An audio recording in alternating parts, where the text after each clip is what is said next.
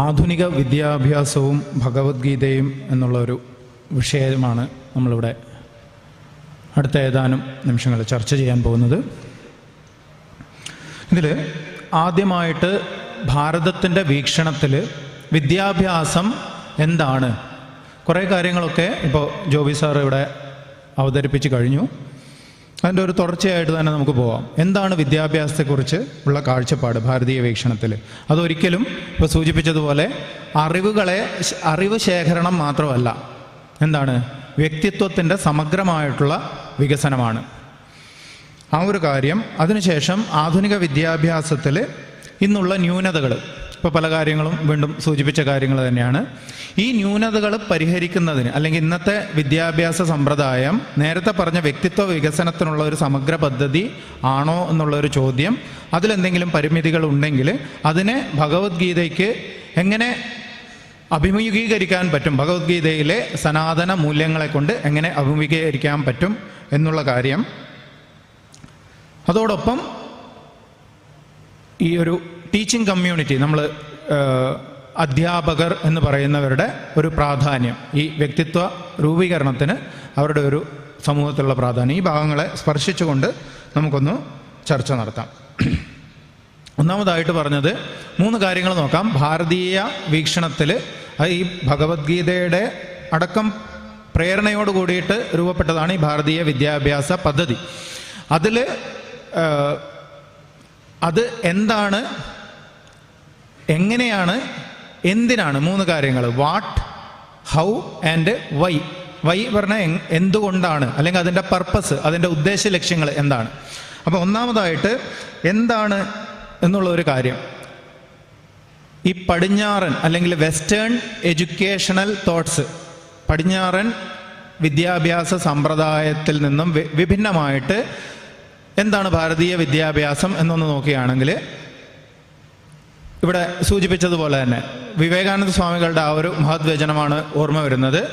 Education is the manifestation of perfection already within എന്നുള്ളതാണ് നമ്മുടെ കാഴ്ചപ്പാട്. എല്ലാ അറിവും ആത്മാവിൽ അധിഷ്ഠിതമാണ്. അതിനെ നമ്മൾ ഡിസ്കവർ ചെയ്യുക പറയാറില്ലേ, അൺകവർ ചെയ്യുന്നു, തുറന്നെടുക്കുക മാത്രമാണ് ചെയ്യുന്നത്. കുറച്ചായിട്ട് അഭിവ്യക്തമാക്കുന്നു എന്ന് പറയും. മാനിഫെസ്റ്റേഷൻ ഓഫ് ഡിവിനിറ്റി വിത്തിൻ എന്നൊക്കെ പറയും. എന്നാൽ പാശ്ചാത്യ കാഴ്ചപ്പാടിൽ വിദ്യാഭ്യാസം എന്ന് പറയുന്നത്, അവരുടെ ചിന്തകരൊക്കെ നിർവചിച്ചിരിക്കുന്നത് പ്രകാരം, ഒരു ഒഴിഞ്ഞ കുപ്പിയിലേക്ക് വെള്ളം ഒഴിക്കുന്നത് പോലെ കുറേ വിവരങ്ങളെ തലച്ചോറിലേക്ക് കുത്തി നിറക്കുന്നത് പോലുള്ള ഒരു കാര്യമാണ്. 2 കല്ലുകൾ ഉരസുമ്പോൾ അതിൽ നിന്ന് അഗ്നി വരും അല്ലേ, അത് ആ കല്ലിൽ ഓൾറെഡി അന്തർലീനമായിട്ടുണ്ട്. അതുപോലെ വിദ്യ എന്ന് പറയുന്നത്, അറിവ് എന്ന് പറയുന്നത് നമ്മൾ ഓരോരുത്തരിലും, അത് പറയുമ്പോൾ സ്വാമി വിവേകാനന്ദൻ പറയും, ഈ ലോ ഓഫ് ഗ്രാവിറ്റി എന്ന് പറയുന്ന ഒരു സത്യം ഐസക് ന്യൂട്ടൺ കണ്ടുപിടിച്ചു.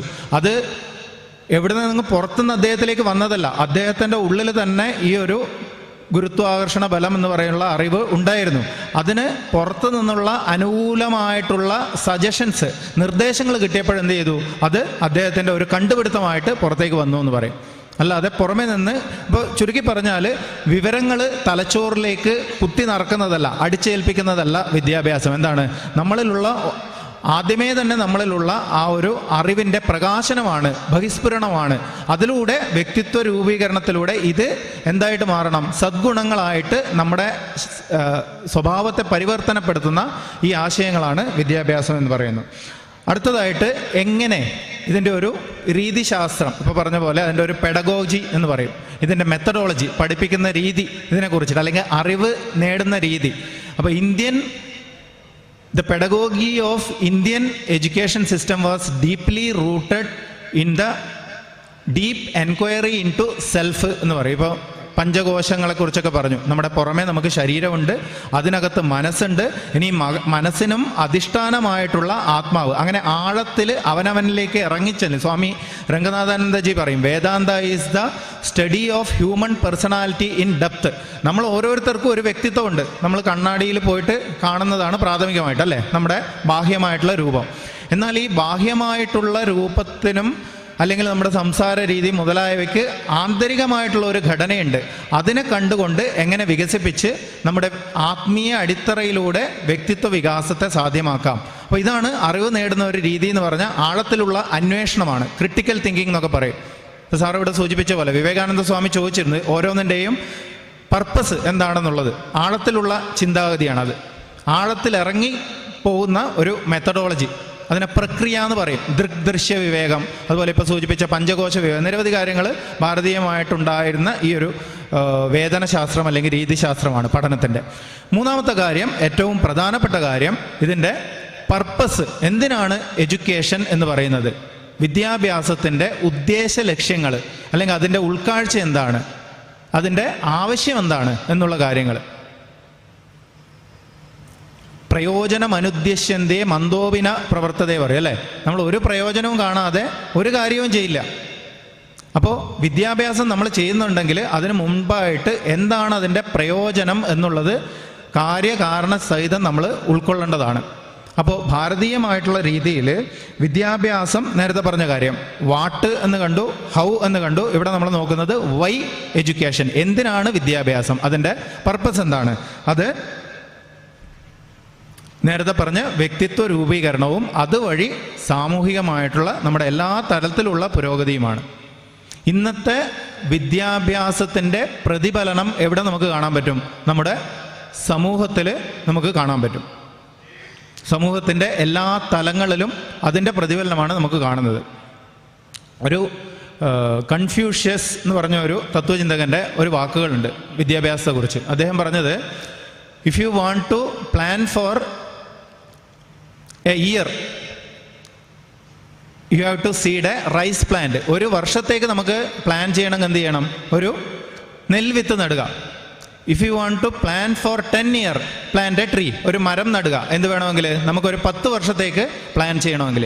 If you want to plan for 100 years, ഒരു 100 വർഷത്തേക്ക് നമുക്ക് പ്ലാൻ ചെയ്യണമെങ്കിൽ എന്ത് ചെയ്യണം? അദ്ദേഹം പറയുന്നു, educate the nation, educate the children. അപ്പോൾ ആ ഒരു എന്ത് നൽകുക? 100 വർഷത്തേക്ക് നമുക്ക് പ്ലാൻ ചെയ്യണമെങ്കിൽ അതിൽ എഡ്യൂക്കേറ്റ് ചെയ്യുക, നമ്മുടെ ജനതയെ വിദ്യാഭ്യാസം കൊടുക്കുക എന്ന് പറയുന്നു. അപ്പോൾ ആ വിദ്യാഭ്യാസത്തിൻ്റെ പ്രാധാന്യം, അല്ലെങ്കിൽ ഈ ഗുരു എന്ന് പറയുന്ന, ടീച്ചർ എന്ന് പറയുന്ന ആ ഒരു ജോലിയുടെ പ്രാധാന്യം സമൂഹത്തിൽ ഇത്രമാത്രമുണ്ട്. എത്രമാത്രം? ഒരു 100 വർഷത്തെ അല്ലെങ്കിൽ അതിലും എത്രയോ അധികമുള്ള ഒരു ഇമ്പാക്റ്റ് സമൂഹത്തിൽ ഉണ്ടാക്കിയെടുക്കുന്ന ഒരു കാര്യമാണ് ഈ വിദ്യാഭ്യാസം എന്ന് പറയുന്നത്. എങ്ങനെ? വ്യക്തിത്വ വികാസത്തിലൂടെ, സമൂഹ രൂപീകരണത്തിലൂടെ എന്ന് പറയുകയാണ്. അപ്പോൾ ഇത് തന്നെയാണ് ഇതിൻ്റെ ഒരു നെഗറ്റീവ് സൈഡും ഉണ്ട്. ഒരു രാഷ്ട്രത്തെ തകർക്കണമെങ്കിൽ 100 വർഷത്തേക്ക് പ്ലാൻ ചെയ്യുകയാണ്. ഈ രാഷ്ട്രം തകരണം എന്നുണ്ടെങ്കിൽ അതെന്ത് വേണം? വിദ്യാഭ്യാസത്തിൽ തന്നെ പ്ലാൻ ചെയ്യാം. മുൻ പ്രാസംഗികം സൂചിപ്പിച്ച കാര്യങ്ങളൊക്കെ അതിൽ വന്നു അല്ലേ. നമ്മുടെ ചരിത്രത്തെ തെറ്റായ രീതിയിൽ വ്യാഖ്യാനിച്ചു. വിദ്യാഭ്യാസത്തിൽ തന്നെ ഈ പറയും, ഒരാളെ ഒരു കുടുംബത്തെ നശിപ്പിക്കണമെങ്കിൽ ആ കുടുംബത്തിലുള്ള കിണറ്റിൽ വിഷം ചേർത്താൽ മതി എന്ന് പറയും. സമൂഹത്തെ നശിപ്പിക്കണമെങ്കിൽ സമൂഹത്തിൻ്റെ വെള്ളം എടുക്കുന്ന ആ ജലാശയത്തിൽ വിഷം കലർത്തിയാൽ മതി എന്ന് പറയും. മുഴുവൻ രാഷ്ട്രത്തെയും നശിപ്പിക്കണമെങ്കിൽ ഏതിൽ വിഷം കലർത്താം? ഈ വിദ്യാഭ്യാസത്തിൽ. അപ്പോൾ അതുകൊണ്ടാണ് നമ്മൾ ഈ വിദ്യാഭ്യാസത്തിനെ കുറിച്ചിട്ടുള്ള എന്താണ് ഒരു പുനഃപരിശോധന തീർച്ചയായിട്ടും ഇവിടെ ആവശ്യമായിട്ട് വരുന്നത്. അപ്പോൾ ഇങ്ങനെ വിദ്യാഭ്യാസം ഭാരതീയ രീതിയിൽ ഈ പറയുന്ന പോലെ നമ്മുടെ വ്യക്തിത്വ രൂപീകരണത്തെ എല്ലാ തലത്തിലും, നേരത്തെ പറഞ്ഞു വ്യക്തിത്വം എന്ന് പറയുന്നത് നമ്മൾ കണ്ണാടിയിൽ നോക്കിയാൽ കാണുന്നത് നമ്മുടെ ബാഹ്യ ശരീരമാണ്. അതിനെ നമ്മുടെ ഭൗതിക ശരീരം എന്ന് നമ്മൾ പറയും. അതിനുള്ളിൽ നമുക്ക് എന്തുണ്ട്? മനസ്സുണ്ട്, അത് വികസിക്കണം. മനസ്സിൽ എന്താണ്? കുറേ വികാരങ്ങളുണ്ട്, അതിനെ യഥാതലത്തിൽ സമചിത്തതയോടെ വെക്കാൻ പറ്റണം. അതിനുള്ളിൽ എന്തുണ്ട്? ബുദ്ധിയുണ്ട്. ഈ ബുദ്ധിക്കും എല്ലാത്തിനും അധിഷ്ഠാനമായിട്ട് ആത്മീയ തലവുമുണ്ട്.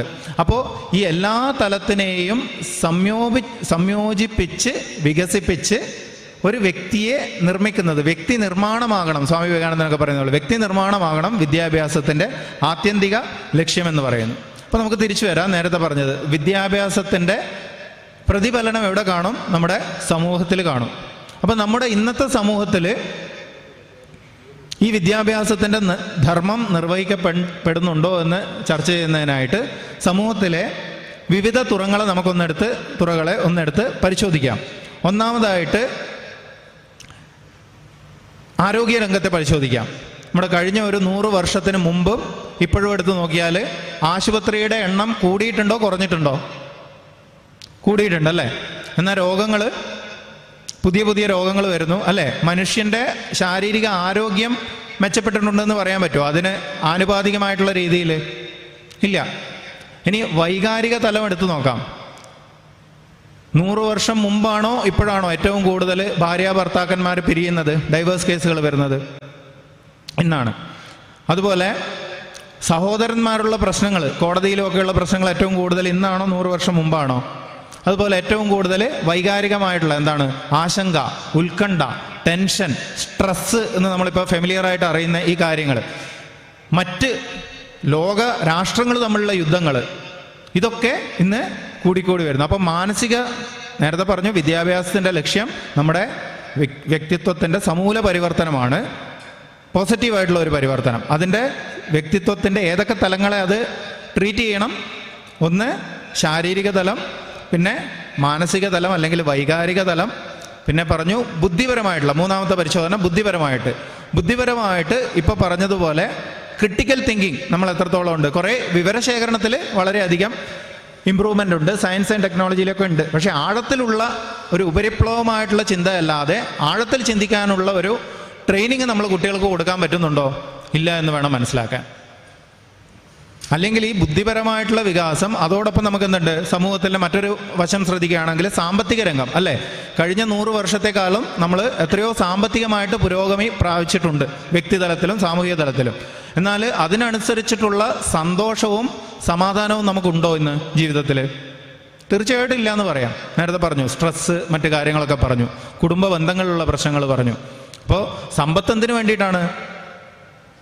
നമുക്കുള്ള സ്വാസ്ഥ്യം അല്ലേ. നമുക്ക് അതിനനുസരിച്ച് ശാന്തിയും സമാധാനവും കിട്ടുന്നില്ലെങ്കിൽ ഈ സമ്പത്തിനെ കൊണ്ട് എന്താ കാര്യം? അപ്പോൾ സാമ്പത്തിക രംഗത്ത് പുരോഗതിയുണ്ട്, എന്നാൽ അതിനനുസരിച്ചിട്ട് അതെന്താണോ നമുക്ക് നേടിത്തരേണ്ടത് അത് നേടിത്തരുന്നില്ല എന്ന് പറയാം. അതുപോലെ സാമൂഹ്യ സുരക്ഷ എത്രത്തോളം ഇന്നുണ്ട്? എല്ലാവർക്കും ടെൻഷനാണല്ലേ. കുട്ടികളൊക്കെ വീട്ടിൽ പോയാൽ വൈകിട്ട് തിരിച്ചെത്തുന്നവരെ ടെൻഷനാണ്. അപ്പോൾ ഇങ്ങനെയുള്ള എല്ലാ കാര്യങ്ങളിലും നമുക്ക് പൊതുവെ പറയാൻ പറ്റും പുറമേ ഉള്ള സുഖങ്ങളൊക്കെ നോക്കുവാണെങ്കിൽ കൂടിയിട്ടുണ്ട്, പക്ഷേ ആന്തരിക സുഖം കുറഞ്ഞിട്ടുണ്ട്. അപ്പോൾ ഇതിന് പ്രധാന കാര്യം എന്ന് പറഞ്ഞാൽ നമ്മൾ വീണ്ടും ശ്രദ്ധിക്കേണ്ടത് നമ്മുടെ വ്യക്തിത്വത്തിൻ്റെ വികസനമാണ്. അതിനു വേണ്ടിയിട്ടാണ് എന്തെന്ന് പറയുന്നത്, വിദ്യാഭ്യാസം എന്ന് പറയുന്നത്. അപ്പോൾ ഈ വ്യക്തിത്വ വികസനത്തിനായിട്ട് വ്യക്തിത്വത്തിൻ്റെ ഈ പറയുന്ന എല്ലാ തലങ്ങളെയും, ഒന്ന് ശാരീരിക തലം, രണ്ട് വൈകാരിക തലം അല്ലെങ്കിൽ ഇമോഷണൽ ആസ്പെക്റ്റ് എന്ന് പറയും ഒരു പേഴ്സണാലിറ്റിയുടെ, പിന്നെ മൂന്നാമത്തത് ഇൻ്റലക്ച്വൽ ആസ്പെക്റ്റ് ബുദ്ധിപരമായിട്ടുള്ള തലം, നാലാമത്തെ പറഞ്ഞത് ആത്മീയ തലം.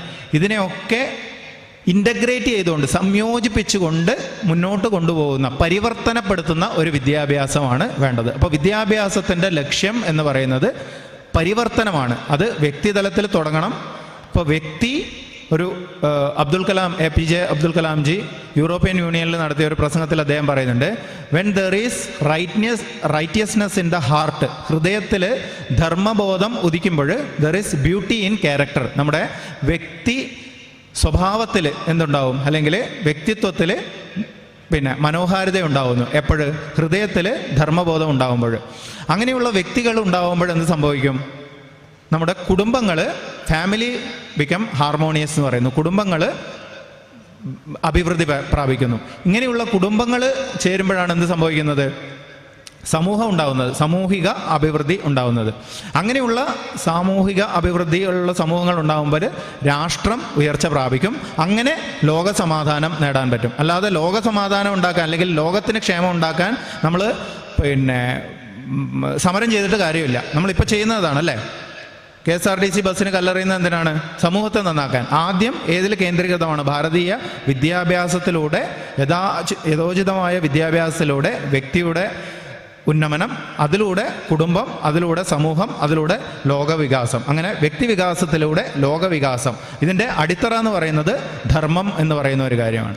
ഈ ധർമ്മത്തെ നിർവചിച്ചുകൊണ്ട് ശങ്കരാചാര്യ സ്വാമികൾ ഭഗവത്ഗീതയും കൂടിയാണല്ലോ നമ്മുടെ വിഷയം. ഭഗവത്ഗീതയുടെ ഉപോദ്ഘാത ഭാഷ്യത്തിൽ അതിൻ്റെ ഇൻട്രൊഡക്ഷനിൽ പറയുന്നുണ്ട്, ജഗതസ്ഥിതി കാരണം പ്രാണിനാം അഭ്യുദയ സാക്ഷാത് അഭ്യുദയ നിശ്രേയസ പ്രാപ്തി ഹേതു എന്ന് പറയുന്നത്. അതായത് ഈ ധർമ്മം എന്ന് പറയുന്നത് ജഗതസ്ഥിതി കാരണം, that which sustains the entire universe, ഈ ലോകത്തെ മുഴുവനും നിലനിർത്തുന്നത്, അല്ലെ, നമ്മൾ സൃഷ്ടി സ്ഥിതി സംഹാരം, ആ സ്ഥിതി നടത്തുന്നത് ഈ ധർമ്മമാണെന്ന് പറയുന്നു.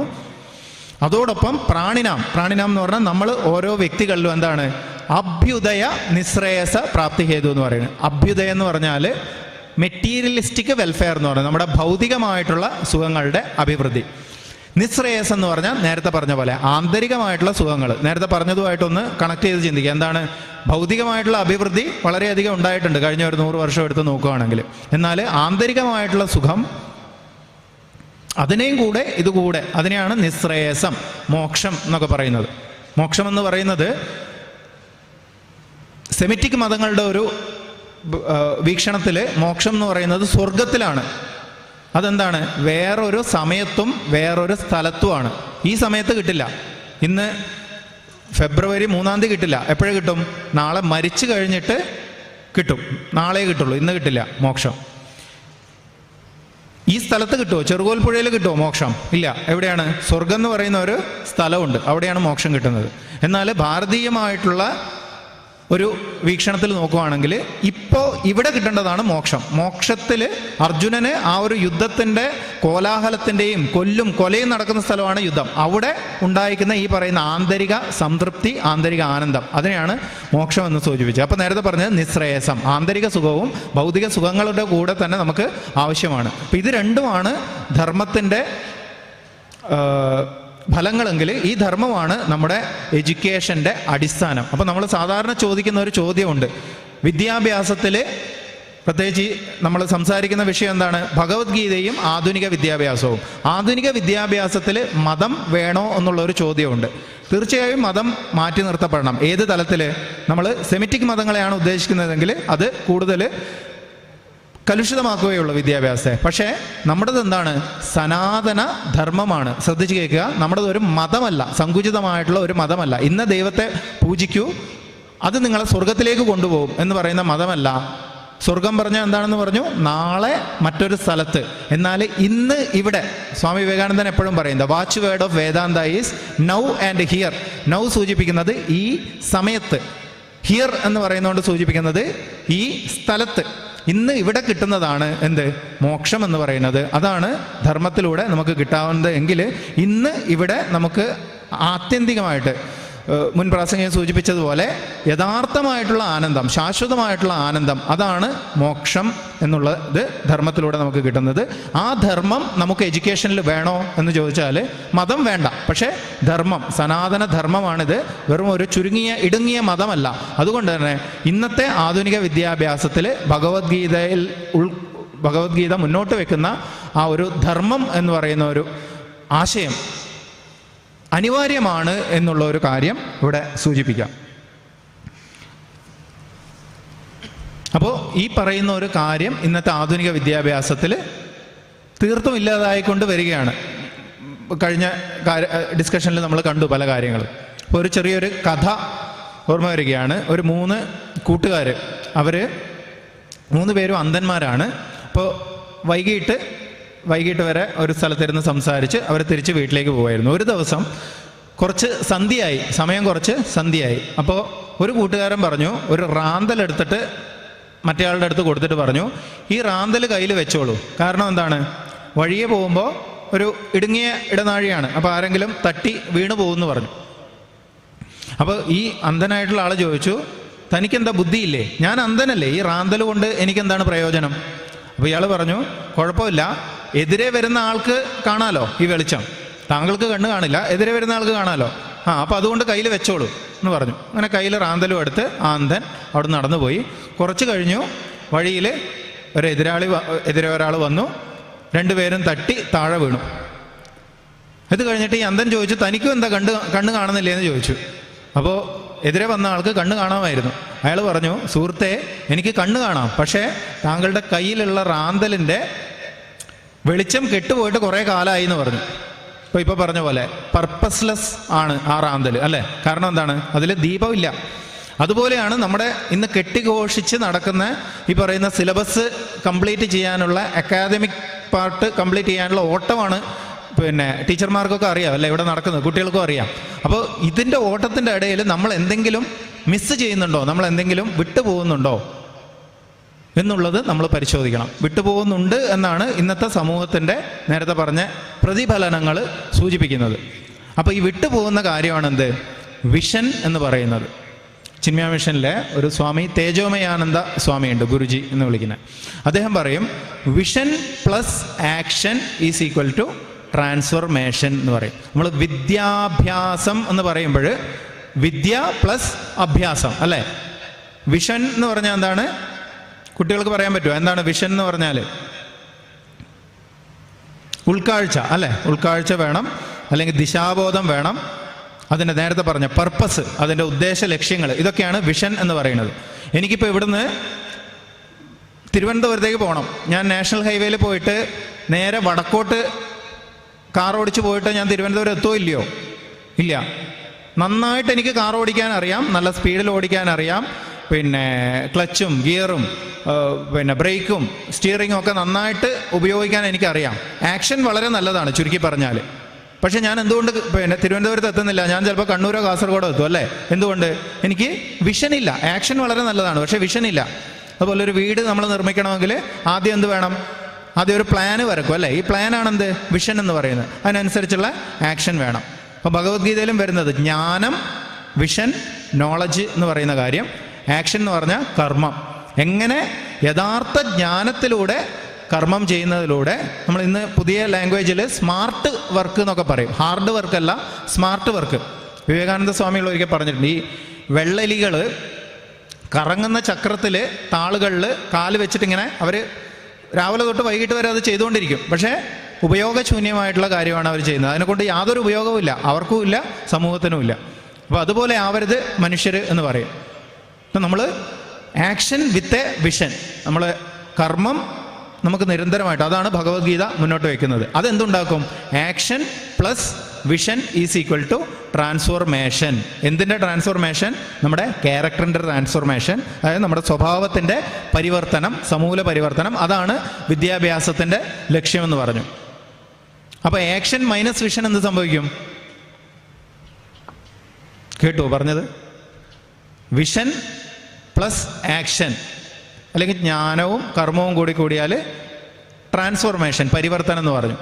ഇനി ആക്ഷൻ ഉണ്ട് മൈനസ്, ഇപ്പോൾ വെള്ളലികളുടെ കാര്യങ്ങൾ പറഞ്ഞ പോലെ ആക്ഷൻ ഉണ്ട്, വിഷൻ ഇല്ല. എന്ത് സംഭവിക്കും? കാര്യങ്ങളൊക്കെ നന്നായിട്ട് ചെയ്യുന്നുണ്ട്, കാഴ്ചപ്പാടില്ല, ഉൾക്കാഴ്ചയില്ല, ഉദ്ദേശ ലക്ഷ്യമില്ല, പർപ്പസ്ലെസ് ആണ്. ഇപ്പോൾ നേരത്തെ പറഞ്ഞ വിദ്യാഭ്യാസത്തിൻ്റെ കാര്യം നമുക്ക് ഇതുമായിട്ട് കണക്ട് ചെയ്ത് ആലോചിക്കാം. എന്താണത്? കൺഫ്യൂഷൻ എന്ന് പറയും. Action minus vision is equal to confusion. അതിൻ്റെ കൂടെ ഒരു കാര്യം കൂടെ പറയും, വിഷൻ മൈനസ് ആക്ഷൻ. നല്ല വിഷനുണ്ട്, പ്ലാനൊക്കെ നന്നായിട്ട് വരച്ച് അലമാറയിൽ കൊണ്ട് വെച്ചു, മറ്റു കാര്യങ്ങളൊന്നും ചെയ്തില്ല. വീടുണ്ടാവുമോ? ട്രാൻസ്ഫോർമേഷൻ ഉണ്ടാവുമോ? ഇല്ല. അതൊരു ഇമാജിനേഷനാവും. അപ്പോൾ 3 ഇക്വേഷൻസ് പറയും. Vision plus action is equal to transformation, പരിവർത്തനം എന്ന് പറയുന്ന കാര്യം. Action minus vision is equal to confusion എന്ന് പറയും. Vision minus action is equal to imagination എന്ന് പറയും. അപ്പോൾ നമ്മളെ സമൂഹത്തിൽ ഇന്നുള്ള കൺഫ്യൂഷൻ, ഈ പറയുന്ന സമൂഹത്തിൽ നമ്മൾ പത്രം എടുത്ത് നോക്കിയാൽ മതി അല്ലേ? കൊലപാതകങ്ങളും റേപ്പും മർഡറും പിന്നെ കള്ളത്തരങ്ങൾ, ഈ പ്രശ്നങ്ങൾ, കൈക്കൂലി, സാമൂഹികമായിട്ടുള്ള കാലുഷ്യങ്ങൾ, യുദ്ധങ്ങൾ, രാജ്യങ്ങൾ തമ്മിലുള്ള യുദ്ധങ്ങൾ, ഇതിനൊക്കെ കാരണം എന്താണ്? ആക്ഷൻ ഇല്ലാത്തതാണോ? ഇല്ല. ആക്ഷൻ തകൃതിയായിട്ട് നടക്കുന്നുണ്ട്, പക്ഷെ എന്തില്ല? വിഷനില്ല. ഈ വിഷൻ സപ്ലൈ ചെയ്യുക എന്നുള്ളതാണ് എന്തിൻ്റെ ലക്ഷ്യം? വിദ്യാഭ്യാസത്തിൻ്റെ ലക്ഷ്യം. ഈ വിഷൻ സപ്ലൈ ചെയ്യുക വഴി, അതിൻ്റെ യഥാർത്ഥ കർമ്മ പദ്ധതിയിലൂടെ കൊണ്ടുപോവുക വഴി ഒരു കുട്ടിയുടെ ആത്യന്തികമായിട്ടുള്ള സമൂലമായിട്ടുള്ള വ്യക്തിത്വത്തിൻ്റെ പരിവർത്തനം, ട്രാൻസ്ഫോർമേഷനാണ് വിദ്യാഭ്യാസത്തിൻ്റെ ലക്ഷ്യം എന്നിവിടെ പറഞ്ഞു വയ്ക്കുകയാണ്. അപ്പോൾ ഭഗവത്ഗീത നല്ല ബെസ്റ്റായിട്ടുള്ളൊരു വിഷൻ ഡോക്യുമെൻ്റാണ്. പ്രാഥമിക തലത്തിൽ അത് ജ്ഞാനം തരുന്നു അല്ലേ? മോക്ഷശാസ്ത്രം എന്ന് പറയും. അത് ആത്മാവിനെ കുറിച്ചുള്ള ഏറ്റവും അഗാധമായിട്ടുള്ള ജ്ഞാനത്തെ തരുന്നു. ജ്ഞാനത്തെ തന്ന അവിടെ നിർത്തുന്നില്ല, അതൊരു അധ്യാത്മവിദ്യയും അതുപോലെ ഒരു യോഗശാസ്ത്രവുമാണ്. ഒരു ചുരുക്കി പറഞ്ഞ സയൻസും ടെക്നോളജിയുമാണ് ഭഗവത്ഗീത എന്ന് പറയുന്നത്. എന്താണ് സയൻസും ടെക്നോളജി എന്ന് പറഞ്ഞാൽ? മലയാളത്തിൽ എന്ത് പറയും? ശാസ്ത്ര സാങ്കേതിക വിദ്യ. എന്താണ് ശാസ്ത്രവും എന്താണ് സാങ്കേതിക വിദ്യയും? കുട്ടികൾക്ക് ആർക്കെങ്കിലും ഒരു അറ്റംപ്റ്റ് ചെയ്യാൻ പറ്റുമോ അവിടെ? എന്താണ് ശാസ്ത്രം, എന്താണ് സാങ്കേതിക വിദ്യ? സാറ് പറഞ്ഞ ആത്മവിശ്വാസം ഒന്ന് ഇതും വിദ്യാഭ്യാസത്തിന്റെ ലക്ഷ്യമായിട്ട് വിവേകാനന്ദ സ്വാമികൾ പറയും. പരിവർത്തനം ഉണ്ടായാൽ അങ്ങനെ വേണം, ആത്മവിശ്വാസം ഉണ്ടാവണം. പഠിച്ചു എന്നുള്ള വിദ്യാഭ്യാസം ഉണ്ട്, വിദ്യാർത്ഥി എന്നല്ലേ പറയുന്നത് അല്ലേ? വിദ്യാർത്ഥി ആണെന്നുള്ളതിന്റെ ലക്ഷ്യം എന്താണ്? ആത്മവിശ്വാസമാണ്. ഈ അടുത്ത് ആൽബർട്ട് ബാൻഡ്യൂറ എന്ന് പറഞ്ഞിട്ടുള്ളൊരു മനഃശാസ്ത്രജ്ഞൻ, അദ്ദേഹം പറഞ്ഞത് സെൽഫ് എഫിക്കസി എന്ന് പറയുന്ന ഒരു കാര്യം പറഞ്ഞു. കുട്ടികൾക്ക്, വിദ്യാർത്ഥികൾക്ക് ഉണ്ടാവേണ്ട ഒരു ഗുണമാണ് സെൽഫ് എഫിക്കസി. അദ്ദേഹം പറയുന്നതെന്ന് പറഞ്ഞാൽ 2 തരത്തിലുള്ള കുട്ടികളെ അദ്ദേഹം എടുത്തു.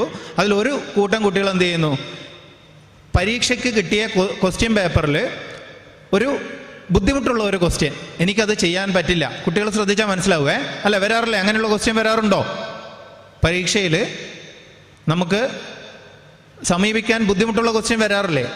അങ്ങനെയുള്ള ഒരു ബുദ്ധിമുട്ടുള്ള വിഷമമേറിയ ഒരു ക്വസ്റ്റ്യൻ.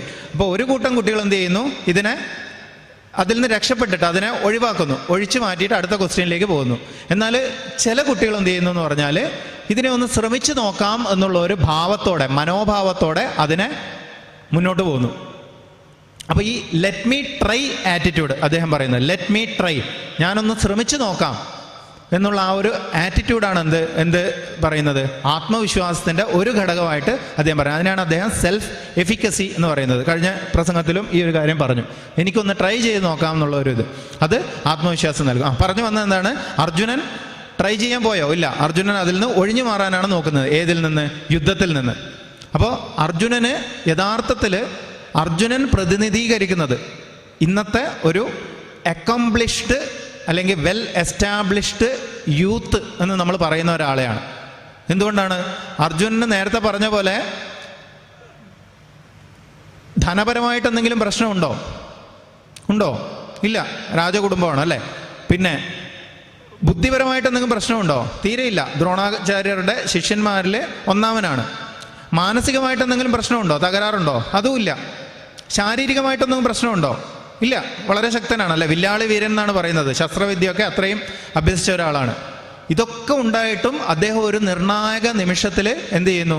ശാരീരികവും മാനസികവും ബുദ്ധിപരവും ഒക്കെ ആയിട്ട് തളർന്ന് അവശനായി പരവശനായിരിക്കുന്നു. കാരണം എന്താണ്? അദ്ദേഹത്തിന് ഈ ആത്മീയ വിദ്യ ഇല്ല. ഇപ്പൊ പറഞ്ഞ സ്വയം പരിവർത്തനപ്പെടുത്തുന്ന ആത്മീയതയിൽ ഉറച്ച ഒരു വിദ്യാഭ്യാസം അദ്ദേഹത്തിന് കിട്ടിയില്ല. അതാരാണ് നികത്തി കൊടുക്കുന്നത്? ഭഗവത്ഗീത അരുൾ ചെയ്യുക വഴി ഭഗവാൻ അത് നിരത്തുന്നു. ഭഗവത്ഗീതയിൽ അദ്ദേഹത്തിന്റെ ആക്ഷൻ എന്തെങ്കിലും മാറ്റിക്കൊടുത്തുവോ? നേരത്തെ പറഞ്ഞ 2 കാര്യങ്ങൾ, വിഷനും ആക്ഷനും. ആക്ഷന്റെ തലത്തിൽ യുദ്ധം ചെയ്യണം എന്നുള്ളത് ചെയ്യണ്ട എന്ന് ചെയ്തു കൊടുത്തോ ഭഗവാൻ? ഇല്ല. അല്ലെങ്കിൽ ബന്ധുക്കളോട് യുദ്ധം ചെയ്യണം എന്നുള്ളതിൽ എന്തെങ്കിലും ഇളവ് ചെയ്തു കൊടുത്തോ? ആ ഭീഷ്മരെയും ദ്രോണരെയും ഒന്നും ചെയ്യേണ്ട എന്തെങ്കിലും പറഞ്ഞോ? ഇല്ല, ഒരിളവും ചെയ്തില്ല. ഏതിലാണ് മാറ്റുന്നത്? ഏതിലാണ്? വിഷനിലാണ് മാറ്റുന്നത് അല്ലേ. അദ്ദേഹത്തിന്റെ സമ്യക് ജ്ഞാനം എന്ന് പറയും. ഈ സമ്യക് ജ്ഞാനത്തോട് കൂടിയിട്ട് നമ്മുടെ കർമ്മരംഗത്തെ നമ്മൾ സമീപിക്കുമ്പോൾ നേരത്തെ പറഞ്ഞ സമൂല പരിവർത്തനം കൊണ്ടുവരാൻ സാധിക്കും. അത് ഭഗവത്ഗീതയിൽ നമുക്ക് ഉടനീളം കാണാവുന്നതാണ് ഈ 2 കാര്യങ്ങൾ. അപ്പോൾ ഇങ്ങനെ ട്രാൻസ്ഫോർമേഷൻ വരുത്തണം എന്ന് പറഞ്ഞു. എന്തിനാണ് ട്രാൻസ്ഫോർമേഷൻ വരുത്തേണ്ടത്? നമ്മുടെ ക്യാരക്ടർ ട്രാൻസ്ഫോർമേഷൻ, അതായത് നമ്മുടെ സ്വഭാവത്തിലുള്ള പരിവർത്തനം കൊണ്ടുവരണം. എങ്ങനെയാണ് സ്വഭാവത്തിൽ പരിവർത്തനം കൊണ്ടുവരണമെങ്കിൽ എന്താണ് വിദ്യാഭ്യാസ അല്ലെങ്കിൽ ടീച്ചേഴ്സ് ഇൻപുട്ടായിട്ട് കൊടുക്കേണ്ടത്? മൂല്യങ്ങളാണ് കൊടുക്കേണ്ടത്, വാല്യൂസ് എന്ന് പറയും. അപ്പോൾ ഈ മൂല്യങ്ങൾ സ്വായത്തമാക്കാൻ കുട്ടികൾക്ക് സാധിക്കണം. ഇപ്പോൾ ഒരു 12 വർഷം പഠിച്ച് അല്ലെ +2 കഴിഞ്ഞ് വരുമ്പോഴേക്കും കുട്ടികൾക്ക് ഈ ഒരു മൂല്യങ്ങൾ ഉണ്ടെങ്കിൽ എന്താണ് സംഭവിക്കുക എന്ന് പറഞ്ഞാൽ, അർജുനന് വന്ന പോലെ ഒരു നിർണായക സിറ്റുവേഷനിൽ, ഇന്ന് പറയുന്ന ഡിസിഷൻ മേക്കിംഗ് എന്നൊക്കെ പറയും മോഡേൺ മാനേജ്മെന്റ് ടെർമിനോളജിയിൽ, ഒരു തീരുമാനം എടുക്കേണ്ട ഘട്ടം ജീവിതത്തിൽ അല്ലേ. ഇപ്പോൾ 10th കഴിഞ്ഞിട്ട് ഞാൻ +1 സയൻസ് എടുക്കണോ കൊമേഴ്സ് എടുക്കണോ, അതൊരു തീരുമാനം എടുക്കേണ്ട ഘട്ടമാണ്. ഓരോ ഘട്ടത്തിലും നമ്മൾ സത്യം പറഞ്ഞാൽ ഇന്ന് രാവിലെ ഇവിടെ വരണോ അല്ല വേറെ ഒരു കാര്യത്തിന് പോകണോ, ചെറുകോൽപ്പുഴയിൽ വരണോ, ഇതിലൊരു തീരുമാനം എടുക്കണം. ഓരോ ഘട്ടത്തിലും നമ്മൾ തീരുമാനം എടുത്തുകൊണ്ടേയിരിക്കുന്നുണ്ട്. ഇന്ന് ഉച്ചയ്ക്ക് പോകണോ വൈകിട്ട് വരെ ഇവിടെ ഇരിക്കണോ, ഇതിലൊക്കെ നമ്മൾ തീരുമാനം എടുത്തുകൊണ്ടിരിക്കുന്നുണ്ട്. അപ്പോൾ തീരുമാനം എടുക്കുമ്പോൾ നമ്മൾ ഓരോരുത്തരും ഒരു റെഫർ ചെയ്യും. ആരോടാണ് ചോദിക്കുന്നത്? നമ്മുടെ ഇന്നുള്ള മനസ്സിനോട് ചോദിച്ചിട്ടാണ് തീരുമാനം എടുക്കുന്നത്. നേരെ മറിച്ച് നേരത്തെ പറഞ്ഞ പരിവർത്തനം വന്ന ഒരു വ്യക്തി അദ്ദേഹത്തിൻ്റെ വാല്യൂസിനോടാണ് ചോദിക്കുന്നത്. ഒന്നുകൂടെ പറഞ്ഞാൽ വ്യക്തമാവും. അതായത് ഒരു നിർണായക തീരുമാനം എടുക്കുന്നത് ഒരു നിർണായക ഘട്ടമാണ് നമ്മുടെ ജീവിതത്തിൽ. ആ തീരുമാനത്തെ അനുസരിച്ചിട്ടായിരിക്കും നമ്മൾ കർമ്മങ്ങൾ ചെയ്യുന്നത്, നമ്മുടെ ആക്ഷൻ എന്ന് പറയുന്നത് നമ്മുടെ തീരുമാനത്തെ അനുസരിച്ചായിരിക്കും നമ്മളൊരു സ്റ്റെപ്പ് എടുക്കുന്നത്. ഈ സ്റ്റെപ്പിനനുസരിച്ച് നമ്മൾ ചെയ്യുന്ന കർമ്മത്തിനനുസരിച്ചിട്ടാണ് എന്ത് പറയുന്നത് നമുക്ക് തിരിച്ചു കിട്ടുന്നത്. റിയാക്ഷൻ, ആക്ഷൻ അനുസരിച്ചിട്ട് റിയാക്ഷൻ ഉണ്ടാവും. അതിനെയാണ് നമ്മൾ എന്ത് പറയുന്നത്? വിധി എന്ന് പറയുന്നത്. അപ്പം നമ്മുടെ വിധികർത്താക്കൾ യഥാർത്ഥത്തിൽ ആരാണ്? നമ്മൾ തന്നെയാണ്. ഏത് തലത്തിൽ? ഈ ഡിസിഷൻ മേക്കിങ്ങിൽ അത് തുടങ്ങും. അപ്പോൾ പറഞ്ഞു വന്നത്, ഈ ഡിസിഷൻ മേക്കിങ്ങിൽ, തീരുമാനമെടുക്കേണ്ട ഘട്ടത്തിൽ ഞാൻ സംസ്കരിക്കപ്പെട്ട ഒരു മനസ്സുള്ളവനാണെങ്കിൽ, അതിനാണ് ഭഗവത്ഗീത പഠനത്തിൻ്റെ യഥാർത്ഥ ആവശ്യം എന്ന് പറയുന്നത്. എന്തായിരിക്കും? നേരത്തെ പറഞ്ഞ് വിദ്യാഭ്യാസത്തിൽ ഭഗവത്ഗീത ഉണ്ടെങ്കിൽ അതുവഴി സ്വായത്തമാക്കിയ മൂല്യങ്ങളായിരിക്കും എനിക്ക് ഒരു നിർണായക ഘട്ടത്തിൽ എന്ത് ചെയ്യണം ചെയ്യണ്ട എന്ന് തീരുമാനിക്കപ്പെടുന്നത്. ഈ വിഷൻ അല്ലെങ്കിൽ ഭഗവത്ഗീതയിലെ മൂല്യങ്ങൾ നമ്മളെ ട്രാൻസ്ഫോം ചെയ്തില്ല എങ്കിൽ ആരായിരിക്കും ഈ തീരുമാനം എടുക്കുന്നത്? നമ്മുടെ പഴയ സ്വഭാവം തന്നെയായിരിക്കും. ഉദാഹരണത്തിന്, ഞാനൊരു ജോലിയുണ്ട്, അവിടെ എനിക്ക് ഒരാൾ കൈക്കൂലി നൽകുകയാണ്. ഈ കൈക്കൂലി വാങ്ങണോ വേണ്ടയോ എന്ന് എന്നോട് ഞാൻ തീരുമാനിക്കുന്നത്. നിലവിലുള്ള ഘട്ടത്തിൽ എനിക്ക് വിദ്യാഭ്യാസത്തിൽ ഈ പറയുന്ന ഒരു വിഷൻ, മൂല്യങ്ങൾ നൽകപ്പെട്ടിട്ടില്ലെങ്കിൽ എന്ത് സംഭവിക്കും? എൻ്റെ മനസ്സ് തീരുമാനമെടുക്കും, ആ കൈക്കൂലി ഇങ്ങ് മേടിച്ചോളാൻ പറയും. ഇല്ലായിരുന്നെങ്കിൽ എന്ത് സംഭവിക്കും? അല്ലാത്ത ഘട്ടത്തിൽ നേരത്തെ പറഞ്ഞ എനിക്ക് യഥാർത്ഥ വിദ്യാഭ്യാസം, വ്യക്തിത്വ പരിവർത്തനം തരുന്ന തരത്തിലുള്ള മൂല്യങ്ങൾ, ക്യാരക്ടർ ട്രാൻസ്ഫോർമേഷനുള്ള വാല്യൂസ് കിട്ടിയിട്ടുള്ള വിദ്യാഭ്യാസമാണെങ്കിൽ ഈ തീരുമാനം ഞാൻ എടുക്കുന്നത് എന്തിൻ്റെ വെളിച്ചത്തിലായിരിക്കും? എൻ്റെ ഈ മൂല്യവ്യവസ്ഥിതിയുടെ വെളിച്ചത്തിലായിരിക്കും. ഞാൻ ശരിയായ തീരുമാനമെടുക്കും, അതിൻ്റെ ഫലമായിട്ട് ശരിയായ പ്രതിഫലം എനിക്ക് കിട്ടും. ശരിയായ പ്രതിഫലത്തെ തന്നെയാണ് നമ്മൾ എന്ത് പറയുന്നത്? എൻ്റെ വിധി. ഇങ്ങനെ ഒരു നിരയായിട്ടുള്ള പ്രതിഫലങ്ങളെയാണ് എൻ്റെ വിധി എന്ന് പറയുന്നത്.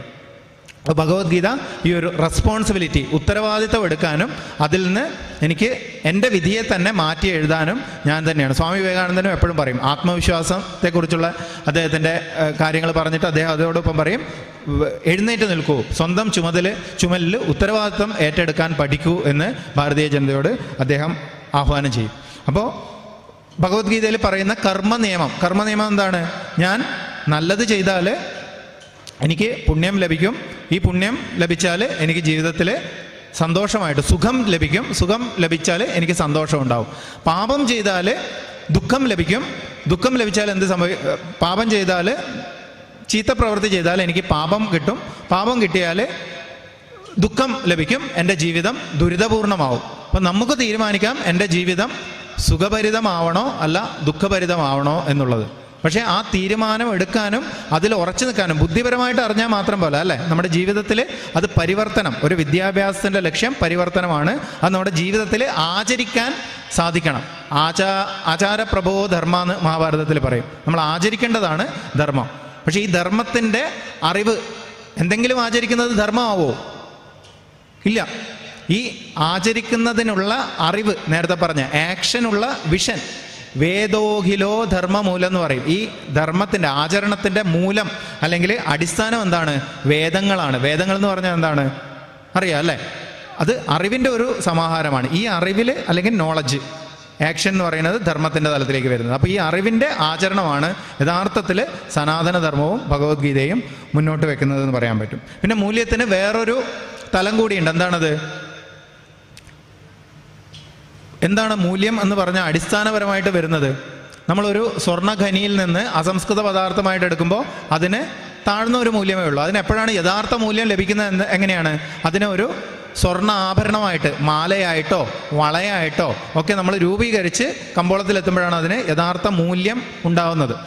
അപ്പോൾ എന്താണ് മൂല്യം എന്ന് പറഞ്ഞാൽ അടിസ്ഥാനപരമായിട്ട് അതിനൊരു ഉപയോഗക്ഷമത വേണം. യൂട്ടിലിറ്റി എന്ന് പറയും. യൂട്ടിലിറ്റി വരുമ്പോഴാണ് അതിന് മൂല്യം വരുന്നത്. അപ്പോൾ ഓരോ വ്യക്തിത്വത്തിനും ഈ മൂല്യം വരുന്നത് എപ്പോഴാണ്? അവനവനും അതുപോലെ സമൂഹത്തിനും.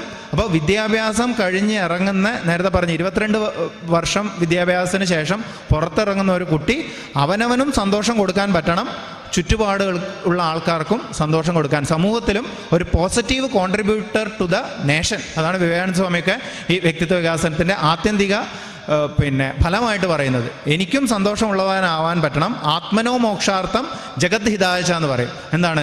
അവനവനുള്ള മോക്ഷം. മോക്ഷം നേരത്തെ പറഞ്ഞു മരിച്ചിട്ട് കിട്ടേണ്ടതല്ല, ഇപ്പോൾ ഇവിടെ കിട്ടേണ്ടതാണ് മോക്ഷം എന്ന് പറയുന്നത്. എന്താണത്? ആന്തരിക സന്തോഷം എനിക്കും ഉണ്ടാവണം. അത് സമൂഹത്തിലേക്ക് positive contributor to the society എന്ന് പറയും. സമൂഹത്തിനും അത് പ്രസരിപ്പിക്കാനും പറ്റണം ഈ സന്തോഷത്തെ. ഇതാണ് എനിക്ക് യഥാർത്ഥ വിദ്യാഭ്യാസം അതുവഴി ഭഗവത്ഗീതയിൽ പറഞ്ഞിരിക്കുന്ന ഈ മൂല്യങ്ങൾ കിട്ടിയിട്ടുണ്ടോ എന്നുള്ളതിൻ്റെ ഒരു ലക്ഷണം എന്ന് പറയുന്നത്. അവനവൻ സന്തോഷമായിരിക്കണം, ചുറ്റുപാടുള്ളവർക്ക് സന്തോഷം കൊടുക്കാൻ പറ്റണം എന്ന് പറയുന്നു. അപ്പോൾ ഇങ്ങനെയുള്ള യഥാർത്ഥ പരിവർത്തനം ഇല്ലെങ്കിൽ ആരാണ്? എൻ്റെ തന്നെ വാസനകളായിരിക്കും തീരുമാനങ്ങൾ എടുക്കുന്നത്. അതിനനുസരിച്ചുള്ള കർമ്മം ഞാൻ ചെയ്യും. അതെന്നെ എന്ത് ചെയ്യും? എല്ലാ ദുരിതത്തിലേക്കും കുഴിയിലേക്കും എന്നെ ചാടിക്കും എന്നുള്ളത്. നമ്മൾ ഇന്നത്തെ ചുറ്റുപാടുള്ള പല ക്രൈംസ്, കുറ്റകൃത്യങ്ങൾ എടുത്തു നോക്കിയാൽ നമുക്ക് കാണാം. എല്ലാത്തിലും അവർക്കൊരു വിഷൻ ഇല്ല, ആക്ഷൻ ഉണ്ടായിട്ടുണ്ട് എന്ന് കാണാൻ പറ്റും. അപ്പോൾ ഇതിൽ മറ്റൊരു കാര്യം എന്ന് പറഞ്ഞാൽ, വിദ്യാഭ്യാസം കൊടുക്കേണ്ടതെന്ന് പറഞ്ഞാൽ ത്രികരണ ശുദ്ധി എന്ന് പറയും. എന്തൊക്കെയാണ് ത്രികരണങ്ങൾ? 3 കരണങ്ങളുണ്ട്, 3 ഉപകരണങ്ങൾ. ഒന്ന് ചിന്ത, അതുപോലെ വാക്ക്, പ്രവൃത്തി എന്ന് പറയും. ഈ ത്രികരണത്തിൻ്റെ രമ്യത അല്ലെങ്കിൽ അനുരഞ്ജനം, ഇത് 3 പൊരുത്തപ്പെടണം. ഈ 3 പൊരുത്തപ്പെടുന്നതിനെ മഹാത്മാവ് എന്ന് പറയും. ഈ 3 ചിന്താ, വാക്ക്, പ്രവൃത്തി, ഇത് തമ്മിൽ ബന്ധമില്ലാതെ പ്രവർത്തിക്കുന്ന ആളെ ദുരാത്മാവ് എന്ന് പറയും. അപ്പോൾ ഇത് ഭഗവത്ഗീത മുന്നോട്ട് വയ്ക്കുന്ന ഒരു ആശയമാണ് ത്രികരണ ശുദ്ധി എന്ന് പറയുന്നത്. അതുപോലെ തന്നെ 3 H പറയും. എന്തൊക്കെയാണ്? ഹെഡ്, ഹാർട്ട് ആൻഡ് ഹാൻഡ് എന്ന് പറയും. ഹെഡ് എന്ന് പറഞ്ഞാൽ എന്താണ്? ബുദ്ധിയുടെ സ്ഥലമാണ് അല്ലേ. ഹാർട്ട് എന്ന് പറഞ്ഞാൽ ഇമോഷൻസിൻ്റെ, നമ്മുടെ വൈകാരിക തലമാണ്. ഹാൻഡ് എന്ന് പറഞ്ഞാൽ പ്രവർത്തനത്തിൻ്റെ തലമാണ്. ഇത് 3നെയും നമ്മുടെ ജീവിതത്തിൽ കൊണ്ടുവരാൻ ഭഗവത്ഗീതയിൽ നേരത്തെ പറഞ്ഞ വാല്യൂ അല്ലെങ്കിൽ വിഷൻ ഒരു വിദ്യാഭ്യാസത്തിൽ പ്രവർത്തിക്കാൻ പറ്റും എന്ന് പറയും. എങ്ങനെയാണത്? വിദ്യാഭ്യാസത്തിൽ ടീച്ചർ കുട്ടിക്ക് പഠിപ്പിച്ചു കൊടുക്കുന്നു എന്താണ്? ഒരു മരത്തിൻ്റെ ഭാഗങ്ങൾ ഒരു വരച്ച് അടയാളപ്പെടുത്തുക, അല്ലെങ്കിൽ ശരീരത്തിൻ്റെ ഭാഗങ്ങൾ അടയാളപ്പെടുത്തുക, അല്ലെങ്കിൽ വൃക്ഷത്തിൻ്റെ കാര്യം എടുക്കാം. വൃക്ഷത്തിൻ്റെ കോശങ്ങളൊക്കെ നമ്മൾ മൈക്രോസ്കോപ്പ് വെച്ച് പഠിക്കുന്നു. ഇതിനെക്കുറിച്ച് ടെക്നിക്കലായിട്ടെല്ലാം പഠിച്ചിട്ടുണ്ട്. പക്ഷേ ഈ മരത്തെ നമ്മൾ വെട്ടി മുറിക്കരുത് എന്നുള്ള ഒരു വാല്യൂ കൊണ്ടുവരണമെങ്കിൽ എന്ത് വേണം? ഈ അറിവിനെ, മരത്തിനെ കുറിച്ച് പഠിച്ചു, അതെന്താണ്? ബുദ്ധിപരമായിട്ടുള്ള അറിവാണ്. ഈ ബുദ്ധിപരമായിട്ടുള്ള അറിവ് എന്തായിട്ട് മാറണം? എൻ്റെ feeling, I have to feel for that. Swami Vivekanandan ചോദിക്കാറുണ്ട്, do you feel for your fellow beings? നമുക്ക് ഫീലിംഗ് ഉണ്ടോ? നമുക്ക് അറിവുണ്ട്, കാര്യമില്ല, ഭാരതത്തിന് സ്വാതന്ത്ര്യം വേണം, അറിയാം നമുക്ക്. പക്ഷേ നമ്മുടെ കഷ്ടപ്പെടുന്ന ജനങ്ങൾക്ക് വേണ്ടിയിട്ടുള്ള ആ ഒരു ഫീലിംഗ്, ഇമോഷൻ, ലവ്, സ്നേഹം അല്ലെങ്കിൽ ദയ മുതലായിട്ടുള്ള കാര്യങ്ങൾ. അപ്പോൾ ഈ ബുദ്ധിപരമായിട്ടുള്ള അറിവ് എന്തായിട്ട് മാറണം? എൻ്റെ ഹൃദയത്തിൽ, തലയിൽ, നേരത്തെ പറഞ്ഞു ഹെഡ്, ഹാർട്ട്, ഹാൻഡ് എന്ന് പറഞ്ഞു. ഹെഡിലുള്ള, തലയിലുള്ള, ഈ തലച്ചോറിലുള്ള വിവരങ്ങൾ എന്തായിട്ട് മാറണം? എൻ്റെ വൈകാരിക തലത്തിൽ സ്നേഹം അല്ലെങ്കിൽ ദയ. ഈ സ്നേഹത്തെക്കുറിച്ച് ഭഗവത്ഗീതയിൽ പ്രധാനമായിട്ട് കുറേ കാര്യങ്ങളുണ്ട്. യഥാർത്ഥ സ്നേഹം എന്താണ് അല്ലേ? ഇന്നിപ്പോൾ എന്താണ്? കാമുകൻ കാമുകിയെ വെട്ടിക്കൊണ്ടു, ഇങ്ങനെയൊക്കെ പത്രത്തിൽ കാണും അല്ലേ? ഇതൊക്കെ സ്നേഹം തന്നെയാണെന്ന് നമ്മൾ വിചാരിക്കുന്നത്. പക്ഷേ ഈ സ്നേഹത്തിൻ്റെ വൈകൃതങ്ങളാണ്. അപ്പോൾ എന്താണ് സ്നേഹത്തിനെ ഈ വികൃത ഭാവങ്ങളിലേക്ക് എത്തിക്കുന്നത്? എന്താണ് ഉദാത്തമായ ഭാവത്തിലേക്ക് എത്തിക്കുന്നത്? എങ്ങനെ ഈ സ്നേഹത്തെ, അതാണ് ഭഗവത്ഗീതയിൽ ഭക്തി എന്ന് പറയുന്നത്. ഭക്തി എന്ന് പറഞ്ഞാൽ വെറും അമ്പലത്തിൽ പോയിട്ട് പ്രാർത്ഥിക്കുന്നത് മാത്രമല്ല. ആ പ്രാർത്ഥനയെ നേരത്തെ പറഞ്ഞു, പിന്നെ അമ്പലത്തിൽ അല്ലെങ്കിൽ പള്ളിയിൽ ജനിക്കാം, എന്നാൽ അവിടെ മരിക്കരുതെന്ന് സ്വാമി വിവേകാനന്ദൻ പറഞ്ഞിട്ടുണ്ട്. എന്താണ്? അവിടുന്ന് ഉയരണം. അതെങ്ങനെയാണ്? ഈ ഭക്തിഭാവം എന്ത് ചെയ്യുന്നു? അത് നമ്മുടെ സ്നേഹം എന്നുള്ള ഭാവത്തെ ഊട്ടി ഉറപ്പിച്ച് അതിനെ അതിൻ്റെ ഉദാത്തമായ തലത്തിലേക്ക് നയിക്കുക വഴി നേരത്തെ പറയുന്ന യഥാർത്ഥ ആനന്ദം നമുക്ക് കണ്ടെത്താനുള്ള തലത്തിലേക്ക് നമ്മളെ നയിക്കുന്നു. അപ്പോൾ പറഞ്ഞു വന്നത് ഹെഡ് ഹാർട്ടിലേക്ക് വരണം. തലച്ചോറുള്ള വിവരങ്ങൾ, ബുദ്ധി എന്ന് പറയുന്ന കാര്യം എന്തായിട്ട് മാറണം? എൻ്റെ ഹൃദയത്തിൽ ഫീലിംഗ് ആയിട്ട് വരണം. എനിക്ക് ഭാരതത്തെക്കുറിച്ച് ഇവിടെ ഇരുന്ന് പ്രസംഗിക്കാൻ വല്ലാതെ അറിയാം, എൻ്റെ രാജ്യത്തെ കുറിച്ച് വല്ലാതെ പ്രസംഗത്തിൽ എനിക്ക് വൈദഗ്ധ്യമുണ്ട്, പക്ഷേ അത് തലയിലാണ് അല്ലേ? Do you feel for your nation? നേരത്തെ സ്വാമി വിവേകാനന്ദൻ പറഞ്ഞത് നമ്മുടെ രാജ്യത്തിനോട് നമുക്ക് ആ ഒരു സ്നേഹം, സ്വന്തം അമ്മയെ പോലുള്ള, നമ്മൾ ഭാരതാംബ എന്ന് വിളിക്കുന്നു അല്ലേ, സ്നേഹം തോന്നുന്നുണ്ടോ? ഫീലിംഗ് തലയിലുള്ളത് ഹൃദയത്തിലേക്ക് വരണം. അതിനുശേഷം ഈ ഹൃദയത്തിലുള്ളത് എന്ത് ചെയ്യണം? നമ്മുടെ വികാരം ഉണ്ടായിട്ട് കാര്യമുണ്ട് അല്ലേ? അങ്ങനെയുള്ള ആൾക്കാരുണ്ട്, വൈകാരികമായിട്ട് വളരെയധികം ഇതുണ്ട്, പക്ഷെ അവർക്കൊന്നും ചെയ്യാൻ പറ്റില്ല. ഇല്ല, ഈ feeling of love should be expressed എന്ന് പറയും. നമ്മളത് നമ്മുടെ കർമ്മത്തിൽ അത് വരണം, കർമ്മരംഗത്തേക്ക് വരണം. അപ്പോൾ ഈ ഹെഡ്, ഹാർട്ട്, ഹാൻഡ്, ഇതിനെ 3നെയും സംയോജിപ്പിക്കുന്നതാണ് യഥാർത്ഥ വിദ്യാഭ്യാസം. നേരത്തെ പറഞ്ഞ കേസിൽ ഒരു വൃക്ഷത്തെക്കുറിച്ച് നമ്മൾ ടെക്നിക്കലി പഠിക്കുന്നത് എന്താണ്? അത് യഥാർത്ഥ വിദ്യാഭ്യാസമല്ല. അതെന്ത് വേണം? അത് നമ്മുടെ ഹൃദയത്തിലേക്ക് വരണം. We have to feel for that tree. എന്നിട്ട് അത് കർമ്മത്തിലേക്ക് വരണം. എങ്ങനെ കർമ്മത്തിലേക്ക് വരുന്നത്? വനനശീകരണം മുതലായിട്ടുള്ള കാര്യങ്ങൾ ചെയ്യാതിരിക്കുക, പേപ്പർ അനാവശ്യമായിട്ട് ദുരുപയോഗം, കാരണം വൃക്ഷങ്ങളിൽ നിന്നാണ് പേപ്പർ ഉണ്ടാകുന്നത് അല്ലേ, ഇങ്ങനെയുള്ള മൂല്യങ്ങൾ. അപ്പോഴാണ് നമുക്കത് മൂല്യങ്ങളായിട്ട് നമ്മുടെ ആചരണത്തിലേക്ക് വരണം. തലച്ചോറിൽ നിന്ന് ഹൃദയത്തിലേക്കും ഹൃദയത്തിൽ നിന്ന് കൈകളിലേക്കും ആചരണത്തിലേക്കും വരുന്ന ഈ ഒരു രീതിയിൽ ഇത് വിദ്യാഭ്യാസത്തിൽ ഇന്ന് ഇല്ലാത്ത ഒരു കാര്യമാണ്, ഒരു ന്യൂനതയാണ് എന്ന് പറയാം. അത് ഏതിന് കോമ്പൻസേറ്റ് ചെയ്യാൻ പറ്റും? ഭഗവത്ഗീതയ്ക്ക് പിന്നെ കോമ്പൻസേറ്റ് ചെയ്യാൻ പറ്റുമെന്ന് പറയാം. അപ്പോൾ ഇന്ന് നമ്മുടെ സമൂഹത്തിലുള്ള എല്ലാ പ്രശ്നങ്ങളും നോക്കിയാലല്ലേ, ഒരു കോളേജ് കഴിഞ്ഞ് വരുന്ന ഒരു കുട്ടി, നമ്മൾ ഈ ഒരു തരത്തിലുള്ള കുട്ടികളെ ആണോ പുറത്ത് കൊണ്ടുവരേണ്ടതെന്ന് നമ്മൾ ചോദിക്കേണ്ട ഒരു സാഹചര്യമാണ് കാണുന്നത്. ഇന്ന് കോളേജിൽ പോകുന്നത്, ഇപ്പോൾ പറഞ്ഞു മൂല്യം നേടാനാണെന്ന് പറഞ്ഞു.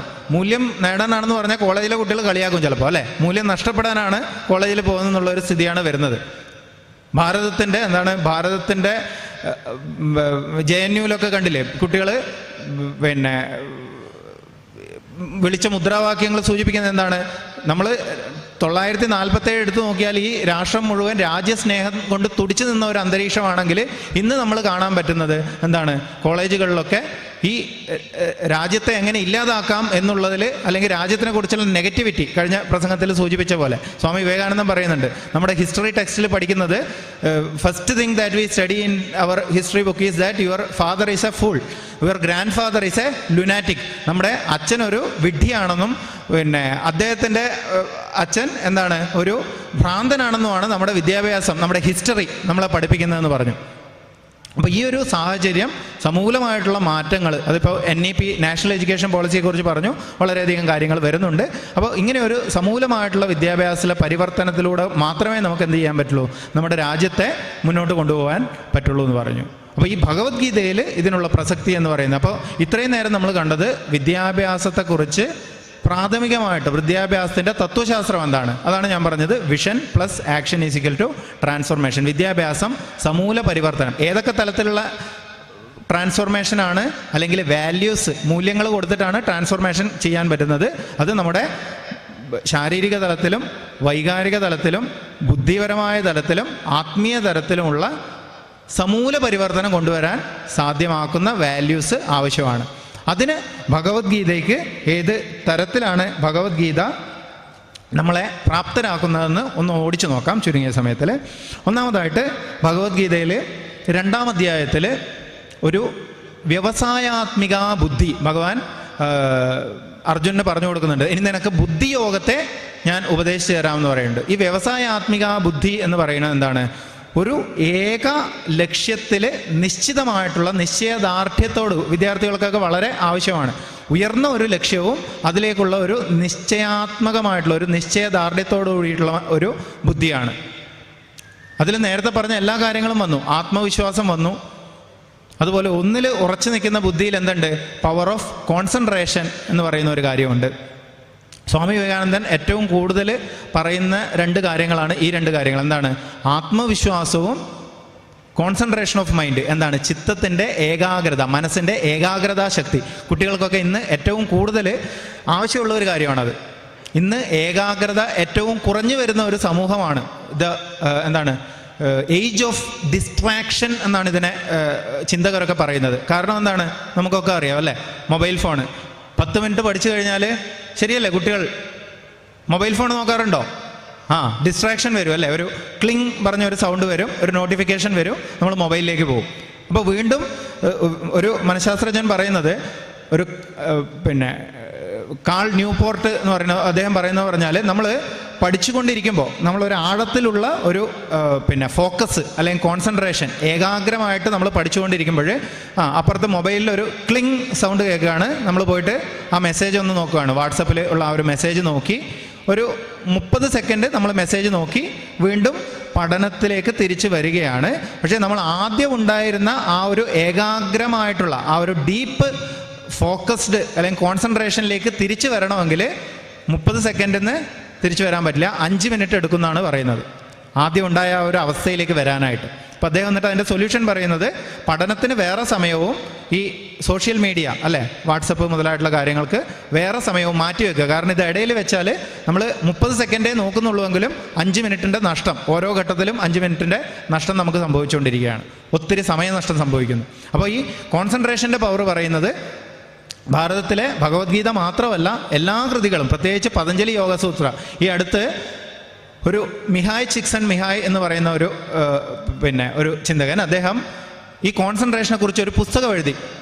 ഫ്ലോ എന്ന് പറയും, FLOW, ഫ്ലോ എന്ന് പറയും. അത് ആ ഒരു ഫ്ലോ എന്ന് പറയുന്നത് അദ്ദേഹം നമ്മൾ ഏറ്റവും കോൺസെൻട്രേഷനോട് കൂടിയിട്ട് ഒരു കാര്യത്തിൽ മുഴുകിയിരിക്കുന്ന ആ ഒരു മനസ്സിൻ്റെ അവസ്ഥയാണ് അദ്ദേഹം ഫ്ലോ എന്ന് പറയുന്നത്. ഉദാഹരണമായിട്ട് നമ്മൾ ചിലപ്പോൾ ചില പാട്ട് കേൾക്കുമ്പോൾ അല്ലേ, നമുക്ക് ഏറ്റവും ഇഷ്ടപ്പെട്ട ഒരു പാട്ട് കേൾക്കുമ്പോൾ അതിൽ മുഴുകിയിരിക്കും. ചെറിയ കുട്ടികളൊക്കെ കാണാറുണ്ടോ, കാർട്ടൂണിലൊക്കെ മുഴുകിയിരിക്കും. ഭക്ഷണം കഴിച്ചോ അല്ലെങ്കിൽ ഭക്ഷണം കൊടുത്താലോ അവർക്ക് അതൊന്നും വേണ്ട, കാരണം അതിൽ മുഴുകിയിരുന്നു. ടോട്ടൽ ഫ്ലോ എന്ന് പറയും. നമ്മൾ ചെയ്യുന്ന പ്രവൃത്തിയിൽ പൂർണ്ണമായിട്ടുള്ള ഏകാഗ്രതയുടെ മുഴുകിയിരിക്കുന്ന ഒരവസ്ഥയാണ് ഫ്ലോ എന്ന് പറയുന്നത്. അപ്പോൾ ഇതിനെ എങ്ങനെ വർദ്ധിപ്പിക്കാം, അതിലൂടെ എങ്ങനെ ജീവിതത്തിൽ വിജയം നേടാമെന്നുള്ള കാര്യമാണ് ഈ മിഹായ് ചിക്സൺമിഹായ്, ജാപ്പാനീസ് ആയിട്ടുള്ള ഒരാളാണ്. അദ്ദേഹം പറയുന്നത്, അദ്ദേഹത്തിൻ്റെ ഒരു ഇൻട്രസ്റ്റിംഗ് ആയിട്ടുള്ള കാര്യം, അദ്ദേഹത്തിൻ്റെ പുസ്തകത്തിൽ ഈ ഫ്ലോ എന്ന് പറയുന്ന ഒരു പുസ്തകമാണ്, അത് ലോക പ്രസിദ്ധമായിട്ടുള്ള ഒരു പുസ്തകമാണ്. ഇതിൻ്റെ ഇൻട്രൊഡക്ഷനിൽ അദ്ദേഹം പറയുന്നത്, ആമുഖമായിട്ട് അദ്ദേഹം എഴുതിയതിൽ ഒരു കാര്യം പറയുന്നുണ്ട്. There is a book in India called Patanjali Yogasutra. I have never come across a manual of concentration such as Patanjali Yogasutra. ഈ ചിത്ത ഏകാഗ്രതയെക്കുറിച്ചുള്ള ഇത്രയും അഗാധമായിട്ടുള്ള വെളിച്ചം വീഴ്ത്തുന്ന ഒരു ഗ്രന്ഥം ഞാൻ ഇതുവരെ കണ്ടിട്ടില്ല എന്നാണ് അദ്ദേഹം പറയുന്നത്. ഏതുപോലെ? പതഞ്ജലി യോഗസൂത്ര, ഭാരതത്തിൻ്റെ പതഞ്ജലി യോഗയുടെ അടിസ്ഥാന ഗ്രന്ഥമായിട്ടുള്ള പതഞ്ജലി യോഗസൂത്ര പോലെ. അതുപോലെ ഭഗവത്ഗീതയിലും ഈ ഒരു കോൺസെൻട്രേഷൻ പവറിനെ വർദ്ധിപ്പിക്കുക വഴി നമുക്ക് എങ്ങനെ നമ്മുടെ ജീവിതത്തിൽ ഉയരത്തിലേക്ക് പോവാം എന്നുള്ള കാര്യങ്ങൾ പറയുന്നുണ്ട്. അപ്പം നേരത്തെ പറഞ്ഞു വന്നത് ഈ ഒരു വ്യവസായാത്മിക ബുദ്ധി, അതിൻ്റെ 3 ഘടകങ്ങളാണ്. ഒന്നെന്താണ്?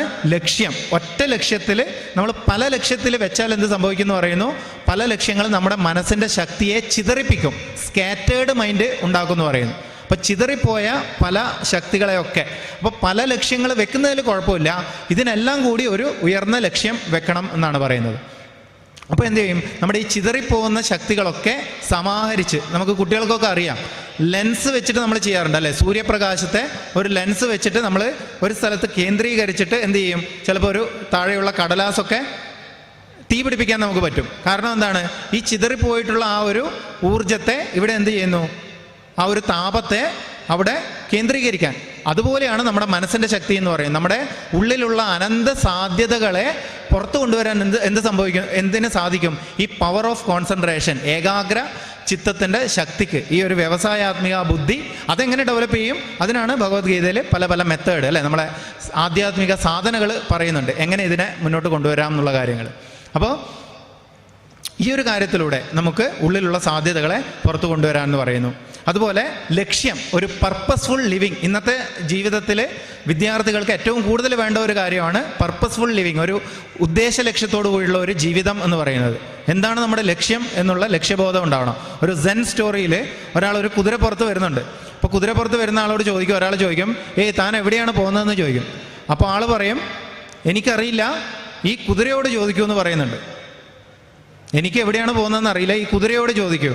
ഇതുപോലെയാണ് നമ്മുടെ പലരുടെയും ജീവിതം, പ്രത്യേകിച്ച് വിദ്യാർത്ഥി തലത്തിൽ. എന്താണ്, നമ്മുടെ ശരീരവും മനസ്സും എങ്ങോട്ട് കൊണ്ടുപോകുന്നോ അങ്ങോട്ട് പോകുന്നു. അല്ലാതെ ഇതിന് എന്താണ് നമ്മുടെ ജീവിതത്തിൻ്റെ യഥാർത്ഥ പർപ്പസ്, ലക്ഷ്യം എന്നുള്ള കാര്യത്തിനെ കുറിച്ചിട്ട് എന്ത് ചെയ്യുന്നു ഭഗവത്ഗീത ലക്ഷ്യപൂർണ്ണമായിട്ടുള്ള, അതാണ് ഇപ്പം നേരത്തെ പറഞ്ഞ ലക്ഷ്യം.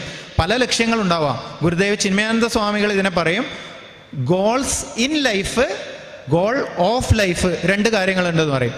ഗോൾസ് ഇൻ ലൈഫ്, ഗോൾ എന്ന് പറഞ്ഞാൽ എന്താണ്, ലക്ഷ്യങ്ങൾ. വിദ്യാർത്ഥികൾക്ക് മനസ്സിലാവുന്നില്ലേ, ലക്ഷ്യങ്ങൾ അല്ലേ.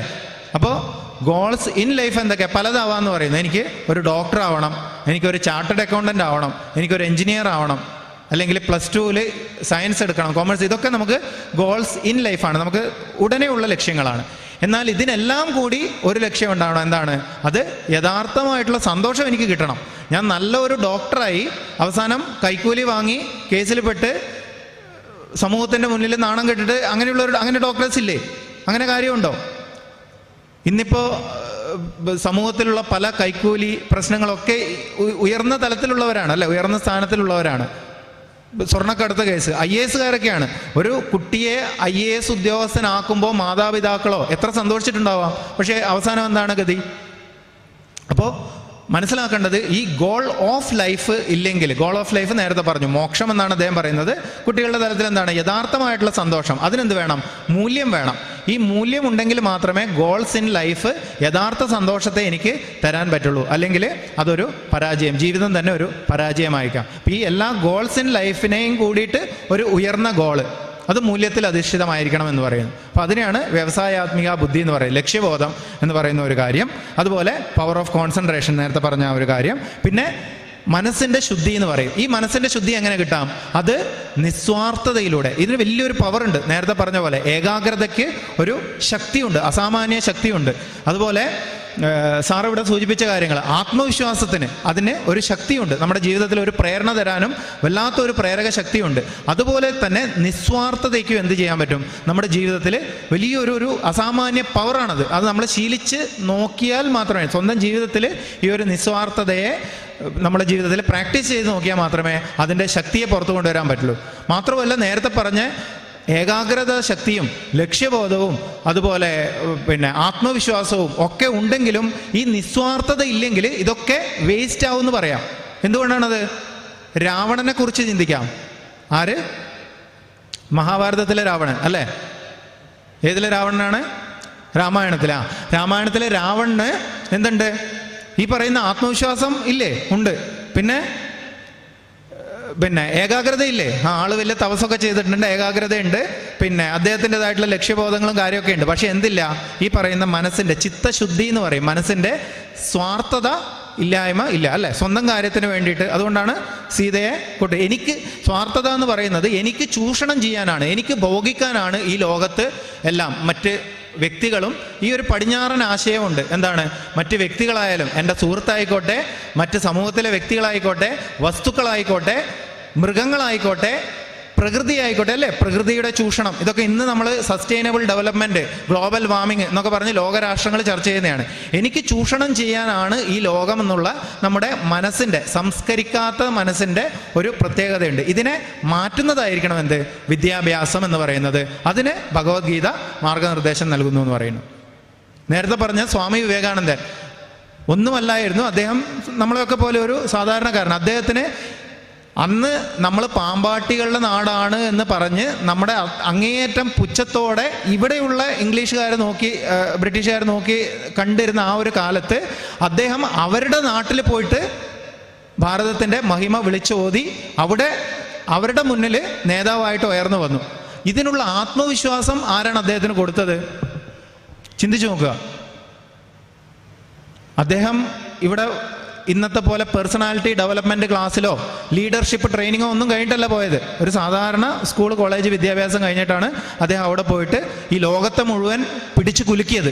ഇതിനുള്ള ആത്മവിശ്വാസം അദ്ദേഹത്തിന് ഉണ്ടായിട്ടുണ്ടെങ്കിൽ ഈ ആത്മവിശ്വാസത്തിൻ്റെ അടിത്തറ എന്ന് പറയുന്നത് അദ്ദേഹത്തിൻ്റെ ഈ നിസ്വാർത്ഥതയാണ്. അദ്ദേഹം ഭാരതത്തിൻ്റെ കന്യാകുമാരി തൊട്ട് കാശ്മീർ വരെ ഭാരതത്തിൽ സമൂലം സഞ്ചരിച്ചല്ലേ, പരിവ്രാജകനായിരുന്ന സമയത്ത് ഭാരതത്തിലെ ജനങ്ങളുടെ കഷ്ടപ്പാടുകൾ, അതിൽ അദ്ദേഹത്തിന് എന്താണ് എംപതി എന്ന് നമ്മൾ പറയും അല്ലേ, അതിൽ അദ്ദേഹത്തിനുള്ള ആ ഒരു നേരത്തെ പറഞ്ഞ do you feel for your fellow beings, ബുദ്ധിപരമായിട്ടല്ല അദ്ദേഹം പഠിച്ചത്, അദ്ദേഹത്തിൻ്റെ ഹൃദയത്തിലേക്ക് അതിനെ കൊണ്ടുവന്നു. ആ ഒരു എംപതി മറ്റ് ഭാരതത്തിലെ അധകൃത വിഭാഗങ്ങളുടെ, കഷ്ടപ്പെടുന്ന ജനങ്ങളുടെ ഉയർത്താൻ വേണ്ടിയിട്ടുള്ള ആ ഒരു ഉൾനോവ് അദ്ദേഹത്തിന് ഉണ്ടായതാണ് അദ്ദേഹത്തിന് ഇത്രയും വലിയ ആത്മവിശ്വാസം ഉണ്ടാക്കി കൊടുത്തത്. അല്ലാതെ ഒരു ലീഡർഷിപ്പ് ട്രെയിനിങ് ക്ലാസ് അല്ല എന്ന് പറയാണ്. അപ്പോൾ ഈ പറയുന്നത് നിസ്വാർത്ഥതയുടെ പവറാണ് നമ്മൾ ആ ചിക്കാഗോ പ്രസംഗത്തിലും അതിനുശേഷമുള്ള അദ്ദേഹത്തിൻ്റെ ലോകത്തെ പിടിച്ചു കുലുക്കിയിട്ടുള്ള ആ ഒരു പ്രവർത്തനങ്ങളിലും കാണാൻ പറ്റും. ഇപ്പോൾ ഈ ഒരു ചിത്തശുദ്ധി എന്ന് പറയുന്ന ഒരു കാര്യം ബുദ്ധിയോഗത്തിലാണ് ഭഗവാൻ ഇത് ഉപദേശിക്കുന്നത്. ഇതിനെക്കുറിച്ചുള്ള നിരവധി കാര്യങ്ങൾ നമുക്ക് ഭഗവത്ഗീതയിൽ കാണാം. ഇതെന്ത് കൊണ്ടുവരുന്നു പറഞ്ഞാൽ ഒരു പവർഫുൾ വിൽ, ഇച്ഛാശക്തി, അസാമാന്യമായിട്ടുള്ള ഇച്ഛാശക്തി നമ്മുടെ ജീവിതത്തിൽ കൊണ്ടുവരാൻ ഇത് ഈ ഒരു ബുദ്ധി സഹായിക്കുന്നും കൂടെ അതിൽ പറയുന്നു. ഇതേ ഇച്ഛാശക്തിയെക്കുറിച്ച് തന്നെ 18-ാം അധ്യായത്തിലൊക്കെ 3 തരത്തിലുള്ള ധൃതി എന്നുള്ള ഒരു കാര്യത്തിൽ പറയുന്നുണ്ട്. വിൽ പവർ, ഏത് തരത്തിലുള്ള ലക്ഷ്യബോധവും ഇച്ഛാശക്തിയും ചേർത്തിട്ടുള്ളതാണ് ധൃതിയെ കുറിച്ച് പറയുന്നത്. അത് നമ്മുടെ ജീവിതത്തെ സാത്വികമായിട്ട് 3 തരത്തിലുണ്ട് ധൃതി എന്ന് പറയുന്നത്. ഒന്ന് സാത്വികമായിട്ടുള്ള ധൃതി, 2 രാജസികമായിട്ടുള്ള ധൃതി, 3-ാമത്തത് താമസികമായിട്ടുള്ള ധൃതി.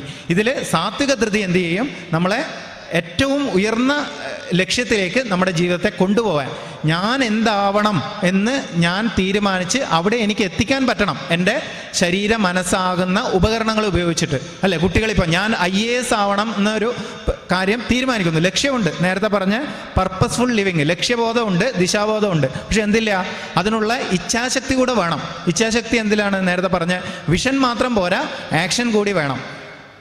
അപ്പോൾ അതിലേക്ക് ഞാൻ എന്താവണം, നാളെ തൊട്ട് അല്ലേ, ന്യൂ ഇയർ പുതിയ വർഷം ആരംഭത്തിൽ, പുതുവർഷ ആരംഭത്തിൽ നമ്മൾ റിസോൾവ് എടുക്കും. നാളെ തൊട്ടിട്ട് രാവിലെ 5 മണിക്ക് എഴുന്നേറ്റ് പഠിക്കണം, യോഗ ചെയ്യണം, ഇങ്ങനെയൊക്കെ കാര്യങ്ങൾ. എന്നിട്ട് നമ്മൾ ചെയ്യുമോ? ഇല്ല. കാരണം എന്താണ്? നമുക്ക് ഇച്ഛാശക്തി ഇല്ല എന്ന് പറയാം. അതിന് കാരണം എന്താണ്? നേരത്തെ പറഞ്ഞ മനസ്സിൻ്റെ ചിത്തശുദ്ധി ഇല്ല എന്നുള്ളതാണ്.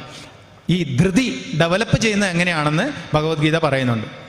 അതുകൊണ്ടാണ് ഭഗവത്ഗീതയെ സയൻസ് ആൻഡ് ടെക്നോളജി, 2 കാര്യങ്ങൾ. അതിന് ഉത്തരം നമ്മൾ പറഞ്ഞു. എന്താണ് സയൻസും ടെക്നോളജിയും? ശാസ്ത്രവും സാങ്കേതികതയും തിയററ്റിക്കലായിട്ട് നമ്മൾ പഠിക്കുന്ന കാര്യമാണ് സയൻസ് എന്ന് പറയുന്നത്.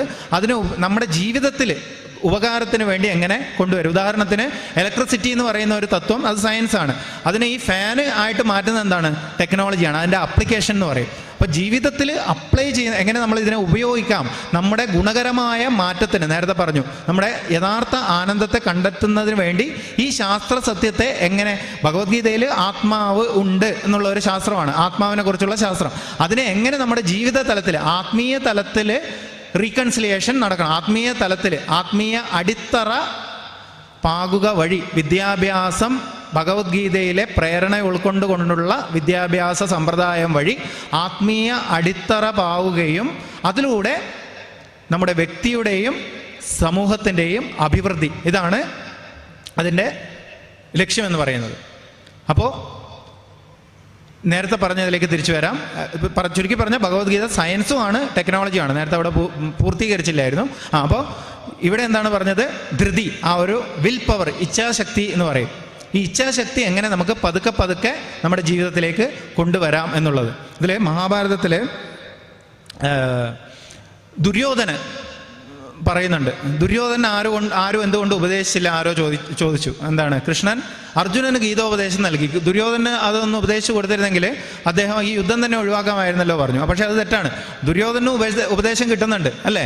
പക്ഷെ ദുര്യോധനൻ പറഞ്ഞ ഒരു വാക്കുണ്ട് അപ്പോഴും, ജാനാമി ധർമ്മം നജമേ പ്രവൃത്തി, ജാനാമി അധർമ്മം നജമേ നിവൃത്തി. എന്ത് പറഞ്ഞാൽ, ജാനാമി എന്ന് പറഞ്ഞാൽ എന്താണ്? ഹിന്ദിയിലൊക്കെ ജാന എന്നൊക്കെ പറയില്ല. എന്താണ് അതിൻ്റെ അർത്ഥം? അറിയുക അല്ലേ. ജാനാമി ധർമ്മം, ധർമ്മം എന്താണെന്ന് എനിക്കറിയാം. നജമേ പ്രവൃത്തി, എനിക്കത് പ്രവർത്തിക്കാൻ പറ്റുന്നില്ല. ജാനാമി അധർമ്മം, അധർമ്മം എന്താണെന്നും എനിക്കറിയാം. പക്ഷേ നജമേ നിവൃത്തി, എനിക്കത് പ്രവർത്തിക്കാതെ ഇരിക്കാനും പറ്റുന്നില്ല. കേനാഭി ദേവേന ഹൃദിസ്ഥിതേന യഥാ നിയോജിതോസ്മി തഥാ കരോമി പറഞ്ഞു. ഏതോ ഒരു ദേവൻ എൻ്റെ ഹൃദയത്തിൽ ഇരുന്നിട്ട് എങ്ങനെയൊക്കെയോ ചെയ്യാൻ പറയുന്നു, അതുപോലെ ഞാനങ്ങ് ചെയ്യുന്നു എന്ന് പറയുന്നു. എന്തവസ്ഥയാണ് കാണിക്കുന്നത്? ഇന്നിപ്പോൾ നമ്മൾ പറയുന്ന ലഹരി മരുന്ന്, അടിമ അല്ലേ, അടിമത്വം, അഡിക്ഷൻ ടു ഡ്രഗ്സ് എന്നൊക്കെ പറയാറുണ്ട്. നമുക്കറിയാം, ഒരു ഡ്രഗ് ഉപയോഗിക്കുന്ന ആൾ ഒരു ഘട്ടത്തിലെത്തുമ്പോൾ അയാൾക്ക് മനസ്സിലാവുന്നുണ്ട് ഇതെന്നെ പൂർണ്ണമായിട്ട് തകർക്കും. പക്ഷെ എന്ത് ചെയ്യാൻ പറ്റുന്നില്ല? അതിനെ ആ വിടുതൽ, ഇച്ഛാശക്തി, ഇപ്പോൾ പറഞ്ഞ കാര്യം, ഞാൻ എന്താണോ വിചാരിച്ചത് അവിടെ എനിക്ക് ചെയ്യാൻ പറ്റുന്നില്ല. ഈ ഇച്ഛാശക്തിയുടെ കുറവ്. എനിക്ക് എന്താണ് ധർമ്മം എന്നറിയാം, പക്ഷെ അത് ചെയ്യാൻ, നേരത്തെ പറഞ്ഞത് 5 മണിക്ക് എഴുന്നേക്കണം എന്നറിയാം, പക്ഷേ എൻ്റെ ശരീരവും മനസ്സും അതിനെ സമ്മതിക്കുന്നില്ല എന്നുള്ളൊരു കാര്യം.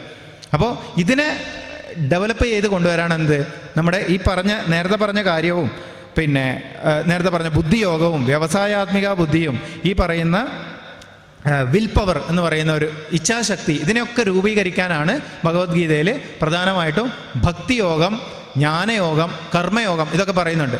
ഭക്തിയെ എന്താക്കി മാറ്റുക? ഭക്തി യോഗമായിട്ട് ഉയർത്തുക. ജ്ഞാനത്തെ ജ്ഞാനയോഗമായിട്ട് ഉയർത്തുക. കർമ്മത്തെ കർമ്മയോഗമായിട്ട് ഉയർത്തുക. 3 കാര്യങ്ങൾ. ഭക്തി എന്ത് ചെയ്യുന്നു പറഞ്ഞാൽ, പൊതുവേ ഇന്ന് മോഡേൺ സൈക്കോളജിയൊക്കെ പറയുന്നത് ഒരു മനുഷ്യന് അല്ലെങ്കിൽ വിദ്യാർത്ഥികൾക്ക് 3 ലേണിംഗ് ഡൊമൈൻസ് ഉണ്ട് എന്ന് പറയുന്നു. പഠനത്തിൻ്റെ മണ്ഡലങ്ങൾ, നമ്മൾ അറിവ് വരുന്നത് 3 തലത്തിലാണെന്ന് പറയുന്നു. ഒന്ന്, ബുദ്ധിപരമായിട്ട് നമുക്ക് അറിവ് കിട്ടും. ചില അറിവുകൾ അല്ലെങ്കിൽ ചില പഠനങ്ങൾ, ചില വളർച്ചകൾ ഉണ്ടാവേണ്ടത് വൈകാരിക തലത്തിലാണ്. അത് പഠിച്ചതുകൊണ്ട് കാര്യമില്ല. നമ്മുടെ വികാരത്തിൽ, ആ വൈകാരിക തലത്തിൽ വളർച്ച ഉണ്ടാവണം. ഈ ബുദ്ധിപരമായിട്ടുള്ളതിനെ പറയും കോഗ്നിറ്റീവ് ഡൊമൈൻ എന്ന് പറയും, അല്ലെങ്കിൽ കോഗ്നിറ്റീവ് ലേണിംഗ് എന്നൊക്കെ പറയാം. വൈകാരിക തലത്തിലുള്ളതിനെ പറയുന്നത് അഫക്റ്റീവ് ഡൊമൈൻ എന്ന് പറയും. അതുപോലെ ആക്ടിവിറ്റികളിലൂടെ നമുക്ക് പഠിക്കാം, അല്ലേ? കാര്യങ്ങൾ ചെയ്തിട്ട് പഠിക്കാം. അതിനെന്ത് പറയും? സൈക്കോമോട്ടോർ ഡൊമൈൻ എന്നൊക്കെ. ഇപ്പോൾ ഈ വലിയ കടിച്ചാൽ പൊട്ടാത്ത വാക്കുകളൊക്കെ ഇപ്പോൾ ഉണ്ടായിട്ടുള്ളതാണ്. എന്നാൽ എത്രയോ വർഷം മുമ്പ് ഭഗവത്ഗീതയിൽ ഭക്തിയോഗം എവിടെയാണ് അഡ്രസ്സ് ചെയ്യുന്നത്? നമ്മുടെ വൈകാരിക തലത്തെയാണ്. നേരത്തെ പറഞ്ഞു സ്നേഹം എന്നുള്ള വികാരത്തെ. അപ്പോൾ അത് പിന്നെ അഫക്റ്റീവ് ഡൊമൈനെയാണ് ഭഗവത്ഗീതയിലെ ഭക്തിയോഗം അഡ്രസ്സ് ചെയ്യുന്നത്. ജ്ഞാനയോഗം എവിടെയാണ്? കോഗ്നിറ്റീവ് ആയിട്ടുള്ള ഡൊമൈനെയാണ് അഡ്രസ്സ് ചെയ്യുന്നത്. അതുപോലെ കർമ്മയോഗം, കർമ്മ എന്താണ്? ആക്ടിവിറ്റി. അത് നമ്മുടെ സൈക്കോമോട്ടോർ ഡൊമൈനെയാണ് അഡ്രസ്സ് ചെയ്യുന്നത്. ഇത്ര കട്ടിയുള്ള ഒരു കാര്യമൊന്നുമല്ല. നമ്മളൊരു രാഷ്ട്രീയ പാർട്ടിയിൽ നോക്കിയാൽ തന്നെ കാണാം, അല്ലേ? ചില ആൾ കോഗ്നിറ്റീവ് ആയിരിക്കും. അവരെന്ത് ചെയ്യും? ചാനൽ ചർച്ചകളിൽ നിന്നിട്ട് ബുദ്ധിജീവിയായിട്ട് സംസാരിക്കും. പിന്നെ ചില ആൾ ഇമോഷണൽ ആയിരിക്കും. അവർ ചിലപ്പോൾ പിന്നെ പാർട്ടിക്ക് വേണ്ടി ഒരു കവിതകളൊക്കെ എഴുതി പ്രേരണ കൊടുക്കാൻ അവർക്ക് പറ്റും. വൈകാരികമായിട്ട് ഒരു പിന്നെ ആൾക്കാരെ സമീപിക്കാൻ അവർക്ക് പറ്റിയെന്ന് വരും. പിന്നെ സൈക്കോമോട്ടോർ, അല്ലേ? പോസ്റ്റർ ഒട്ടിക്കാൻ പോകുന്നുണ്ടാവും. എന്താണ് പ്രവർത്തനത്തിലേക്ക് നിരതരായിട്ടുള്ള ആൾക്കാരെ നമുക്ക് കാണാം. ഈ 3 പ്രകൃതങ്ങളുള്ള ആൾക്കാരെ നമുക്ക് കാണാം. അപ്പോൾ ചുരുക്കി പറഞ്ഞാൽ ഭഗവത്ഗീത എന്താണ് ചെയ്യുന്നത്? മനുഷ്യൻ്റെ ഏറ്റവും ഉൾപ്രകൃതത്തെ പോയി അവിടെ മാറ്റങ്ങൾ ഉണ്ടാക്കിയിട്ട്, അതാണ് പറഞ്ഞത് ആത്മീയ അടിത്തറ ഉണ്ടാക്കിയ വഴി നമ്മുടെ ബാഹ്യമായിട്ടുള്ള, നമുക്ക് ആത്മാവാണെന്ന് പറഞ്ഞിട്ടല്ല ജീവിക്കുന്നത്, അല്ലേ? നമ്മുടെ ശരീര മനസ്സിൻ്റെ തലത്തിലാണ് നമ്മൾ ജീവിക്കുന്നത്. ഈ ശരീര മനസ്സിൻ്റെ തലത്തിൽ നമുക്ക് എല്ലാ വിധത്തിലുള്ള വിജയവും അതോടൊപ്പം യഥാർത്ഥമായിട്ടുള്ള സന്തോഷവും എന്നെന്നും നിലനിൽക്കുന്ന, കുറച്ച് സമയത്തേക്കുള്ള സന്തോഷമല്ല, എന്നെന്നും നിലനിൽക്കുന്ന ഒരു ശാശ്വതമായിട്ടുള്ള സന്തോഷവും കൊണ്ടുവരുന്ന തലത്തിൽ ഭഗവത്ഗീത നമ്മുടെ വ്യക്തിത്വത്തിൻ്റെ ആന്തരിക തലത്തിൽ പ്രവർത്തിക്കുന്നു എന്ന് പറയുന്നു. അതുപോലെയാണ് 3 തരത്തിലുള്ള ഗുണങ്ങളെക്കുറിച്ച് പറയുന്നുണ്ട്. എന്തൊക്കെയാണ്? ത്രിഗുണാത്മിക എന്ന് പറഞ്ഞിട്ട് ഭഗവത്ഗീതയിൽ വരുന്നുണ്ട്. ഗുണത്രയ വിഭാഗ യോഗം എന്ന് പറയുന്ന ഒരു അധ്യായം പറയുന്നുണ്ട്. എന്താണ്? സത്വ ഗുണം, രജോ ഗുണം, തമോ ഗുണം. ഇതിൽ തമോ ഗുണം എന്ന് പറഞ്ഞാൽ എന്താണ്? നമ്മളാകെ ഉറക്കം തൂങ്ങി അല്ലെങ്കിൽ മടി പിടിച്ചിരിക്കുന്ന ആ ഒരു മൂഡ് എന്നൊക്കെ പറയില്ലേ, ആ ഒരു ഗുണത്തിനെയാണ് തമോ ഗുണം എന്ന് പറയുന്നത്. രജോ ഗുണം എന്ന് പറഞ്ഞാൽ എന്താണ്? നമ്മൾ വളരെ ആക്റ്റീവായിട്ട്, ഒരു പക്ഷേ ഒരു കുട്ടികൾ ഫുട്ബോൾ കളിക്കുമ്പോൾ ആ ഒരു, അല്ലെങ്കിൽ രാവിലെ പോയി ഓഫീസിൽ പോയി ജോലി ചെയ്യുമ്പോൾ ആ ഒരു ആക്റ്റീവായിട്ടുള്ള ഒരു ഇതിനെയാണ്, പിന്നെ കർമ്മോന്മുഖമായിട്ടുള്ള ഒരു മൂഡിനെയാണ് എന്ത് പറയുന്നത്? രജോ ഗുണം എന്ന് പറയുന്നത്. സത്വഗുണം എന്ന് പറഞ്ഞാൽ ഈ കർമ്മങ്ങളൊക്കെ അടങ്ങി അതിനപ്പുറം വളരെയധികം എന്താണ്? സന്തോഷവും അറിവും, അല്ലേ? നമ്മൾ പഠിച്ചിട്ട് ഒരു നേരത്തെ പറഞ്ഞ ഫ്ലോ എന്ന് പറഞ്ഞു, നമ്മൾ ഏകാഗ്രതയുടെ അങ്ങേ അറ്റത്തെത്തുമ്പോൾ നമുക്കുണ്ടാകുന്ന ആ ഒരു ഗുണം. അല്ലെങ്കിൽ രാവിലെ ഒരു 5 മണിക്ക് എഴുന്നേറ്റ് കുളിച്ച് ജപവും ധ്യാനവും ചെയ്യുമ്പോൾ നമുക്ക് കിട്ടുന്ന ആ ഒരു ആനന്ദം, ആ ഒരു സുഖം, അറിവിൻ്റെ ഉച്ചസ്ഥായിലുള്ള ആ ഒരവസ്ഥ, അതുപോലെ തന്നെ സമാധാനത്തിൻ്റെയും ശാന്തിയുടെയും ആ ഒരവസ്ഥ, അതിനെ സത്വഗുണം എന്ന് പറയും. ഇതെല്ലാ ഗുണങ്ങളും നമ്മളിലൊക്കെ ഉണ്ടാവാം. എപ്പോഴും എന്ത് വേണം?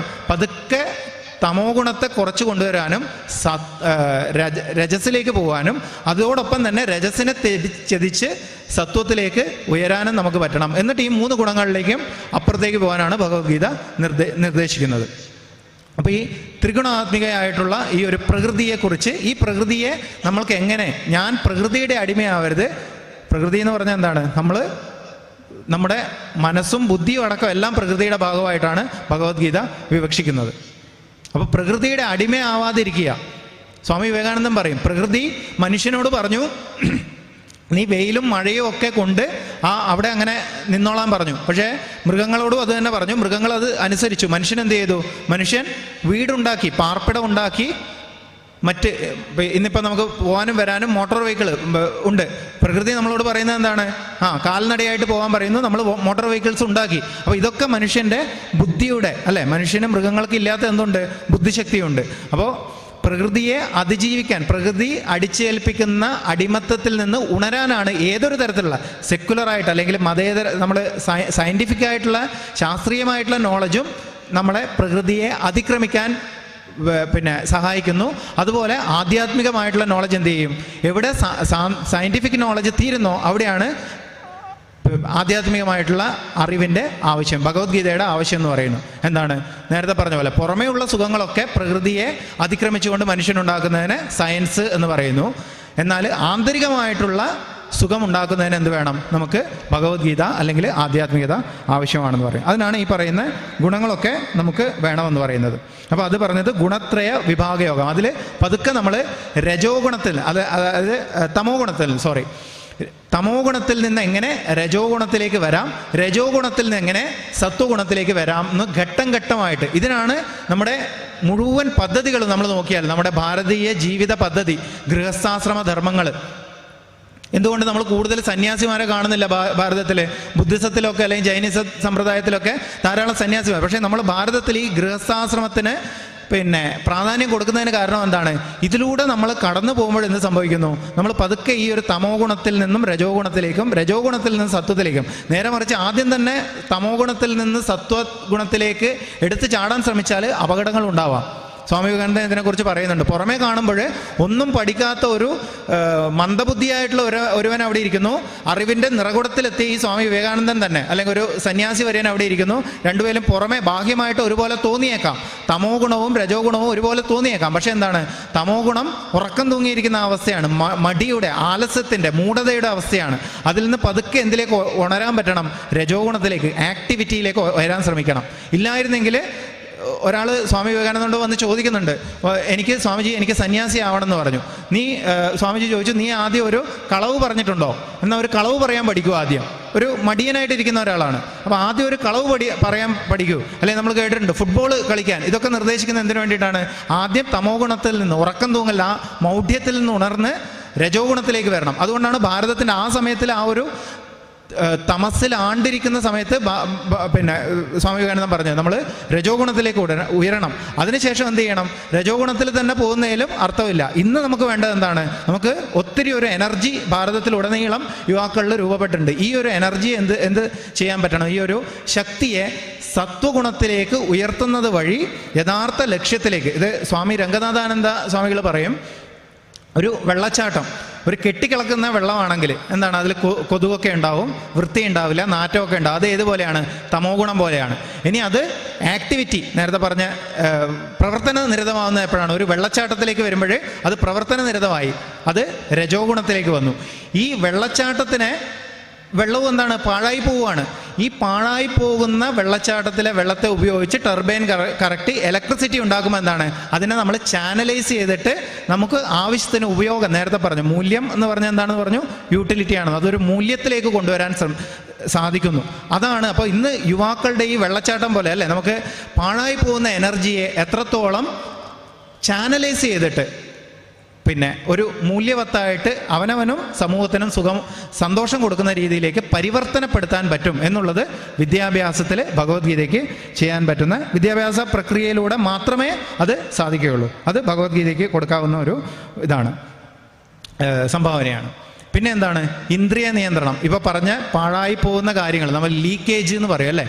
അപ്പോൾ ഭഗവത്ഗീതയിൽ പറയുന്നുണ്ട്, ധ്യായതോ വിഷയാൻ പുംസ സംഘസ്തേ ശുഭജായതേ സംഘാത് സംജായതേ കാമ കാമാത് ക്രോധോഭിജായതേ ക്രോധാത് ഭവതി സമോഹ സമോഹാത് സ്മൃതിവിഭ്രമഃ സ്മൃതിനാശാത് ബുദ്ധിനാശോ ബുദ്ധിനാശ പ്രണശ്യതി പറയുന്നുണ്ട്. അത് കൂടുതലായിട്ട് വിവരിക്കുന്നില്ല. ചുരുക്കി പറഞ്ഞാൽ എന്താണ്? നമുക്ക് ഈ പറയുന്ന ഇന്ദ്രിയ നിയന്ത്രണത്തിൻ്റെ പ്രാധാന്യം അവിടെ മാത്രമല്ല, പല സ്ഥലത്ത് ഇന്ദ്രിയാനി പ്രമാധീനി, നമ്മളെ പിടിച്ച് കുലുക്കുന്നതാണ് ഇന്ദ്രിയങ്ങൾ എന്നൊക്കെ പറയുന്നുണ്ട്. ഇന്ദ്രിയത്തിൻ്റെയും മനസ്സിൻ്റെയും യഥാർത്ഥ നിയന്ത്രണം അത് അടിച്ചമർത്തലല്ല ഒരിക്കലും. ശ്രദ്ധിക്കുക, ഭഗവത്ഗീത മുന്നോട്ട് വെക്കുന്ന ഇന്ദ്രിയ നിയന്ത്രണത്തിനുള്ള ഒരു വഴി എന്ന് പറയുന്നത് ഒരിക്കലും അടിച്ചമർത്തലല്ല. അടിച്ചമർത്തിയാൽ എന്ത് സംഭവിക്കും? നമ്മുടെ ആഗ്രഹങ്ങളെയും ഇന്ദ്രിയങ്ങളുടെ പ്രവർത്തനങ്ങളൊക്കെ അടിച്ചമർത്താൻ ശ്രമിച്ചാൽ അത് തിരിച്ചടിക്കും. അത് ഭഗവത്ഗീതയിൽ തന്നെ പറയുന്നുണ്ട്. 3-ാം അധ്യായത്തിൽ മുഴുവൻ അതാണ് പറയുന്നത്. അർജുന, നീ സന്യാസി ആവണ്ട. കാരണം സന്യാസിയായി ഹിമാലയത്തിലേക്ക് പോയാൽ നിന്റെ ഉള്ളിലുള്ള ഈ കർമ്മവാസനകൾ, രജോ ഗുണം തന്നെ പുറത്തേക്ക് വരും. അത് നിന്നെ കൊണ്ട് കർമ്മം ചെയ്യിക്കും, അവശനായിട്ട് കർമ്മം ചെയ്യിക്കും എന്ന് പറയുന്നുണ്ട്. അതുപോലെ സപ്രസ് ചെയ്താൽ അത് നമ്മുടെ വികാരങ്ങളൊക്കെ സപ്രസ് ചെയ്ത് വെച്ചാൽ അത് തിരിച്ചടിക്കും. അപ്പോൾ എന്ത് ചെയ്യുക? നേരത്തെ പറഞ്ഞ കാര്യം ചാനലൈസ് ചെയ്യുക എന്ന് പറയും. നമ്മൾ ഉയർന്ന ഒരു ലക്ഷ്യം വെക്കുക വഴി ഈ നമ്മുടെ രജോ ഗുണത്തെ സത്വഗുണത്തിലേക്ക് പതുക്കെ ഉയർത്താനുള്ള വിദ്യ, അതും ഭഗവത്ഗീതയിൽ വരുന്നുണ്ട് എന്ന് പറയുന്നു. ഇന്ദ്രിയ നിയന്ത്രണത്തിലുള്ള ഒരു പദ്ധതിയായിട്ട് അതാണ് കൊടുക്കുന്നത്. ചുരുക്കി പറഞ്ഞാൽ ഇന്ദ്രിയങ്ങൾ, മനസ്സ്, ഇവ എന്താണ്? ശരീരം, ഇന്ദ്രിയങ്ങൾ, മനസ്സ്, ഞാനല്ല ശരീരം, എൻ്റെ കയ്യിലുള്ള ഉപകരണങ്ങളാണ്. ഈ ഒരു വേൾഡ് വ്യൂ, ഈ ഒരു വീക്ഷണത്തിലുള്ള മാറ്റം ഭഗവത്ഗീത നമുക്ക് കൊണ്ടുവരും. ഞാൻ ആത്മാവാണ്, എൻ്റെ ശരീരവും മനസ്സും എൻ്റെ ഉപകരണങ്ങളാണ് എന്നുള്ളത്. ഇപ്പം ഞാൻ ഒരു പേന, കയ്യിലുള്ള പേനയാണ് ഞാൻ എന്ന് പറഞ്ഞാൽ എനിക്ക് എഴുതാൻ സാധിക്കില്ല അല്ലേ? ഇതെൻ്റെ കയ്യിലുള്ള ഉപകരണമാണെന്ന് പറഞ്ഞാൽ എനിക്ക് സ്വതന്ത്രമായിട്ട് എഴുതാം. അപ്പോൾ ഒരു കാര്യം, ശരീരവും മനസ്സും യഥാർത്ഥത്തിൽ എൻ്റെ ഉപകരണങ്ങളാണെന്നുള്ള ആ ഒരു മനോഭാവം ഉണ്ടെങ്കിൽ തന്നെ നമുക്ക് എന്ത് ചെയ്യും, വളരെ എളുപ്പത്തിൽ നമ്മുടെ കാര്യങ്ങൾ, സ്വാതന്ത്ര്യം എന്ന് പറയുന്നത് നമ്മുടെ കർമ്മത്തിൽ സ്വാഭാവികമായിട്ട് വരും. ഞാനാണ് ശരീരം എന്ന് ചിന്തിക്കുന്നതിൽ ഉപരി. അതാണ് 2-ാം അധ്യായത്തിൽ കൊടുക്കുന്ന ജ്ഞാനത്തിൻ്റെ സാരം എന്ന് പറയുന്നത്. അതുപോലെ വേറൊരു ഗുണമാണ് സമചിത്തത എന്ന് പറയുന്നത്. നമ്മൾ സുഖത്തിലും ദുഃഖത്തിലും നിന്ദയിലും സ്തുതിയിലും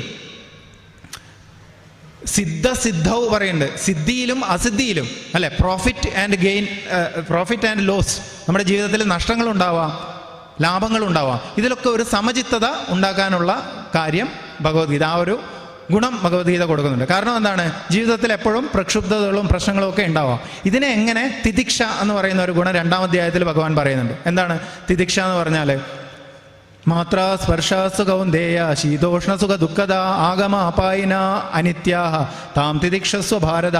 തിദിക്ഷ എന്ന് പറഞ്ഞാൽ നമ്മുടെ സഹനശക്തി ജീവിതത്തിൽ, സഹനശക്തി, ക്ഷമ മുതലായിട്ടുള്ള കാര്യങ്ങൾ ജീവിതത്തിൽ, പ്രധാനമായിട്ടും വിദ്യാർത്ഥി ജീവിതത്തിൽ ഏറ്റവും ആചരിച്ചിട്ട് നമ്മൾ പരിശീലിക്കേണ്ട ഒരു കാര്യം കൂടിയാണ് അത്, അല്ലെ. ഒരു കുട്ടി ഒരു സംരംഭം ഏറ്റെടുത്തിട്ട് നടത്തുമ്പോൾ പല തരത്തിലുള്ള, നേരത്തെ പറഞ്ഞു vision plus action equal to transformation. Vision അവിടെ നിൽക്കട്ടെ, ആക്ഷനിലേക്ക് വരുമ്പോൾ അല്ലെങ്കിൽ നമ്മുടെ കർമ്മത്തിലേക്ക് വരുമ്പോൾ ഏറ്റവും കൂടുതൽ നമ്മൾ അഭിമുഖീകരിക്കുന്നത് എന്താണ്, തടസ്സങ്ങളെയാണ്. ഈ തടസ്സങ്ങൾ വരുമ്പോൾ ഇട്ടെറിഞ്ഞിട്ട് പോവുകയാണ് യുവാക്കൾ സാധാരണ ചെയ്യുന്നത്. അപ്പോൾ ഏറ്റെടുത്ത സംരംഭത്തെ യഥാർത്ഥ വിജയത്തിലേക്ക് കൊണ്ടെത്തിക്കണമെങ്കിൽ എന്ത് വേണം, ഈ ഒരു തിദിക്ഷ, സഹനം എന്ന് പറയുന്ന മനസ്സിൻ്റെ സമചിത്തത കൈവടിയാതെ അവസാനം വരെയും, എൻ്റെ ലക്ഷ്യം എത്തുന്നത് വരെയും എനിക്ക്, അല്ലെ, ചിലവരൊക്കെ IAS പാസ്സാവുന്നൊക്കെ പല അറ്റംപ്റ്റ് കഴിഞ്ഞിട്ടാണ്, അവസാന അറ്റംപ്റ്റിലൊക്കെ ആയിരിക്കും പാസ്സാവുന്നത്. അപ്പോൾ ആ ഏത് ഘട്ടത്തിലും പതറാതെ, മനസ്സ് നമ്മളെ മടുപ്പിക്കും, അല്ലെങ്കിൽ ചുറ്റുപാടുകൾ നമ്മളെ കുറ്റം പറയുന്നുണ്ടാവാം, ഇതിലൊന്നും നമ്മൾ പതറാതെ അവസാന ലക്ഷ്യം വരെയും നമ്മളെ കൊണ്ടുപോകാനുള്ള ആ ഒരു ക്ഷമ എന്ന് പറയുന്ന ആ ഒരു വലിയ ശക്തി, സഹനം എന്ന് പറയുന്ന ഉണ്ടെങ്കിൽ മാത്രമേ ക്ഷമ ഉണ്ടാവുള്ളൂ. ശ്രീബുദ്ധൻ പറയുന്നുണ്ട് 3 കാര്യങ്ങൾ ജീവിതത്തിൽ ഏറ്റവും പ്രാധാന്യമാണ്. 1 ദയ, 2 സ്നേഹം, 3 സഹനം. എന്നിട്ട് അദ്ദേഹം പറയുന്നു, ഈ ആദ്യം പറഞ്ഞ 2 കാര്യങ്ങൾ താനെ വന്നുകൊള്ളും ഈ ഒറ്റ ഒരു കാര്യം നമ്മൾ ശീലിക്കുകയാണെങ്കിൽ, സഹനം എന്നുള്ള ഈ ഒരു ശക്തി നമ്മൾ പരിശീലിക്കുകയാണെങ്കിൽ എന്ന് പറയുന്നു. അപ്പോൾ ഇതാണ് ഏത് തരത്തിൽ സമചിത്തത. പിന്നെ 2-ാം അധ്യായത്തിൽ സ്ഥിതപ്രജ്ഞ ലക്ഷണത്തിലും ഈ ഒരു എങ്ങനെയാണ് ഒരു സ്ഥിതപ്രജ്ഞൻ രാഗദ്വേഷങ്ങളെ അതിജീവിച്ചിട്ട് ഈ സമത്വാവസ്ഥയിൽ നിലനിൽക്കുന്നത് പറയാം. എന്താണ് ഈ രാഗദ്വേഷങ്ങൾ എന്ന് പറഞ്ഞാൽ, രാഗം എന്ന് പറഞ്ഞാൽ ചില കാര്യങ്ങൾ നമുക്ക് കിട്ടിയാൽ സന്തോഷം ഉണ്ടാവും, അത് രാഗം എന്ന് പറയും. ചില കാര്യങ്ങളിൽ നിന്ന് വിട്ടുമാറിയാൽ നമുക്ക് സന്തോഷം. എന്താണ് കിട്ടിയാൽ, ഇപ്പോൾ ഒരു ചെറിയ കുട്ടിയെ സംബന്ധിച്ചിട്ട് ഒരു ഐസ്ക്രീം കിട്ടിയാൽ ചിലതിനെ പ്രാപിക്കുന്നത് വഴി നമുക്ക് സുഖം ലഭിക്കും, അതിനെയാണ് എന്ത് പറയുന്നത്, രാഗം എന്ന് പറയുന്നത്. ചിലതിൽ നിന്ന്, ഇപ്പോൾ പറഞ്ഞ ഐസ്ക്രീം തന്നെ ഉദാഹരണം, ചിലതിൽ നിന്ന് വിടുതൽ, രോഗങ്ങൾ, കഷ്ടപ്പാട്, അതിൽ നിന്ന് വിടുതൽ ഉണ്ടായാൽ നമുക്ക് സമാധാനം കിട്ടും, അതിനെ ദ്വേഷം എന്ന് പറയും. ചിലതിനോട് നമുക്ക് ദ്വേഷം ഉണ്ടാവും, ചിലതിനോട് രാഗം ഉണ്ടാവും. പക്ഷേ ഒരു വ്യക്തിത്വ വികസനം, നേരത്തെ പറഞ്ഞ അത് യഥാർത്ഥ തലത്തിലെത്തുമ്പോഴെന്താണ്, അവൻ സ്വധർമ്മം ആചരിക്കുക വഴി ഈ രാഗദ്വേഷങ്ങളെ അതിജീവിക്കാൻ പറ്റണം. ഇന്ന സാഹചര്യങ്ങളിൽ മാത്രമേ നമ്മളിതിനെ പുതിയ മാനേജ്മെൻറ്റ് ലാംഗ്വേജിലൊക്കെ കംഫർട്ട് സോൺ എന്നൊക്കെ പറയും. നമുക്ക് കംഫർട്ടായിട്ട് ഇരിക്കാൻ ഇന്ന കാര്യങ്ങൾ വേണം, അതുണ്ടാവരുത്. നമുക്ക് ഏത് സാഹചര്യത്തിലും നേരത്തെ പറഞ്ഞ ക്ഷമ, സഹനം ഉള്ള ആൾ എന്ത് ചെയ്യണം, ആ രാഗദ്വേഷങ്ങളെ അതിജീവിക്കാൻ പറ്റണം. നമ്മുടെ കർമ്മപദത്തിൽ ഈ ചുരുങ്ങിയ ഇന്ന സാഹചര്യങ്ങളിൽ മാത്രമേ ഞാൻ സുഖം കണ്ടെത്തുള്ളൂ എന്നുള്ളതിനെ അതിജീവിക്കാൻ നമുക്ക് സാധിക്കണമെന്ന് പറയാണ്. പിന്നെ പല കാര്യങ്ങൾ ഭഗവത്ഗീതയിൽ വരുന്നത് 3 തരത്തിലുള്ള ശ്രദ്ധ എന്ന് പറഞ്ഞാൽ കഴിഞ്ഞ പ്രഭാഷണത്തിൻ്റെ ടോപ്പിക് തന്നെയായിരുന്നു, അല്ലെ, ആത്മവിശ്വാസം. സ്വാമി വിവേകാനന്ദൻ എപ്പോഴും പറയും, നിങ്ങൾക്ക് 30 കോടി ദൈവങ്ങളുടെ വിശ്വാസമുണ്ട്, അവനവനിൽ വിശ്വാസമില്ലെങ്കിൽ എന്താണ്, യാതൊരു കാര്യമില്ല എന്ന് പറയും. പഴയ മതം പറയുന്നു ദൈവവിശ്വാസം ഇല്ലാത്തവനാണ് നാസ്തികൻ, എന്നാൽ പുതിയ മതം പറയുന്നു അവനവനിൽ വിശ്വാസമില്ലാത്തവനാണ് നാസ്തികൻ. നോക്കൂ, സ്വാമി വിവേകാനന്ദൻ തന്നെ ഒരു സന്യാസിയാണ്. അദ്ദേഹം ഈ പറഞ്ഞതിൻ്റെ ഉദ്ദേശം എന്താണ്, ദൈവത്തിൽ വിശ്വാസം ഇല്ലാതാവണമെന്നല്ല, എന്താണ്, അവനവനിൽ വിശ്വാസം ഉള്ളവന് ദൈവത്തിലും വിശ്വാസം ഉണ്ടാവും. ദൈവം അവന് തുറന്നു കാണിക്കും സ്വയം, അവനവനിൽ ഉറച്ച വിശ്വാസം ഉണ്ട് എന്നുള്ള, ആസ്തിക്യ ബുദ്ധി എന്നൊക്കെ പറയും ഇതിന് വേദാന്തത്തിൽ. ഉണ്ട് എന്നുള്ള, ഭഗവാൻ ഉണ്ട്. കഴിഞ്ഞ 2 പ്രഭാഷണമൊക്കെ ഈ ഭാഗങ്ങൾ പലതും പറഞ്ഞു കഴിഞ്ഞു. ഉറച്ച വിശ്വാസം, സ്വാമി വിവേകാനന്ദൻ പറയും, ഒരു സാധാരണ മനുഷ്യനും അസാധാരണ മനുഷ്യനും തമ്മിലുള്ള ഏക വ്യത്യാസം എന്ന് പറയുന്നത് ഇതാണ്, അവനവനുള്ള ഈ ഡിഗ്രി ഓഫ് സെൽഫ് കോൺഫിഡൻസ് എന്ന് പറയും, അവനവൻ്റെ ആത്മവിശ്വാസത്തിലുള്ള തോത്, പിന്നെ നേരത്തെ പറഞ്ഞ ചിത്ത ഏകാഗ്രതയുള്ള തോതും. ഇത് രണ്ടുമാണ് ഒരു സാധാരണ വ്യക്തിയും ഒരു അസാധാരണ വ്യക്തിയും തമ്മിൽ വേർതിരിക്കുന്ന ഒരേ ഒരു ഘടകം എന്ന് സ്വാമി വിവേകാനന്ദൻ പറയുന്നു. പിന്നെ ഭഗവത്ഗീതയിൽ 3 തരത്തിലുള്ള തപസ്സിനെ കുറിച്ച് പറയുന്നുണ്ട്. ശാരീരികവും മാനസികവും വാങ്മയവുമായിട്ടുള്ള തപസ്. നമ്മൾ വാക്കിൽ തപസ് എന്ന് പറഞ്ഞാൽ വിട്ടു നിൽക്കുക ചില കാര്യങ്ങൾ, അല്ലേ? നമ്മൾ ശിവരാത്രിയൊക്കെ വരുമ്പോൾ ഉറക്കത്തിൽ നിന്ന് വിട്ടു നിൽക്കും. ചിലപ്പോൾ ഷഷ്ടി വ്രതമൊക്കെ ആണെങ്കിൽ ഭക്ഷണത്തിൽ നിന്ന് വിട്ടു നിൽക്കും. ഈ വിട്ടു നിൽക്കാനും കൂടെ നമ്മൾ ജീവിതത്തിൽ പഠിക്കണം. അത് ഭഗവത്ഗീത പഠിപ്പിക്കുന്നു. യഥാർത്ഥത്തിൽ നമ്മൾ 2 കാര്യങ്ങളുണ്ട്. പ്രവൃത്തി, നിവൃത്തി എന്ന് പറയും. പ്രവൃത്തി എന്ന് പറഞ്ഞാൽ എന്താണ്? ഒരു കാര്യത്തിൽ നമ്മൾ എൻഗേജ് ചെയ്യുന്നതിന്, അതിൽ വ്യാപൃതമാവുന്നതിനെ പറയും. നിവൃത്തി എന്ന് പറഞ്ഞാൽ എന്താണ്? വിട്ടു നിൽക്കുന്നതിന്. പക്ഷെ നമ്മുടെ ജീവിത വിജയത്തിന് നമ്മൾ ഭൗതികമായിട്ട് നോക്കിയാൽ യഥാർത്ഥത്തിൽ എന്താണ് വേണ്ടത്? പ്രവൃത്തിയാണ് വേണ്ടത്, അല്ലേ? നമ്മൾ ഇപ്പോൾ പ്രൈം മിനിസ്റ്റർ ഓഫ് ഇന്ത്യ, അദ്ദേഹം നിവൃത്തിയാണോ പ്രവൃത്തിയാണോ? ഭൗതികമായിട്ട് നോക്കുമ്പോൾ അദ്ദേഹം വളരെ ഉത്സാഹഭരിതനായിട്ട് പ്രവർത്തിക്കുന്നുണ്ട്. പക്ഷേ ഈ പ്രവൃത്തി അർജുനന് വേണ്ടത് എന്താണ്? യുദ്ധത്തിൽ നിവൃത്തിയാണോ പ്രവൃത്തി? തീർച്ചയായും പ്രവൃത്തിയാണ്. പക്ഷേ യഥാർത്ഥത്തിൽ നമ്മുടെ കുട്ടികൾക്കും എന്താണ് വേണ്ടത്? ജീവിതത്തിൽ നമ്മൾ പറയുന്നത് ലൈഫിൽ സക്സസ് വേണമെങ്കിൽ പ്രവൃത്തി വേണം. പക്ഷേ യഥാർത്ഥത്തിൽ പ്രവർത്തിക്കണമെങ്കിൽ എന്ത് വേണം?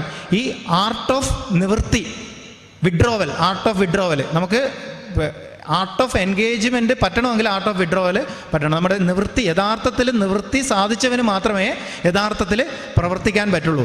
അർജുനന് ഈ യുദ്ധഭൂമിയിൽ പ്രവർത്തിക്കേണ്ട സന്ദർഭമാണ്. അവിടെ നിവൃത്തിയുടെ ശാസ്ത്രമായിട്ടുള്ള സാങ്ക്യം 2-ാം അധ്യായത്തിൽ ആത്മവിദ്യ പറഞ്ഞു കൊടുക്കുന്നത്. എന്തിനു വേണ്ടിയിട്ടാണ്?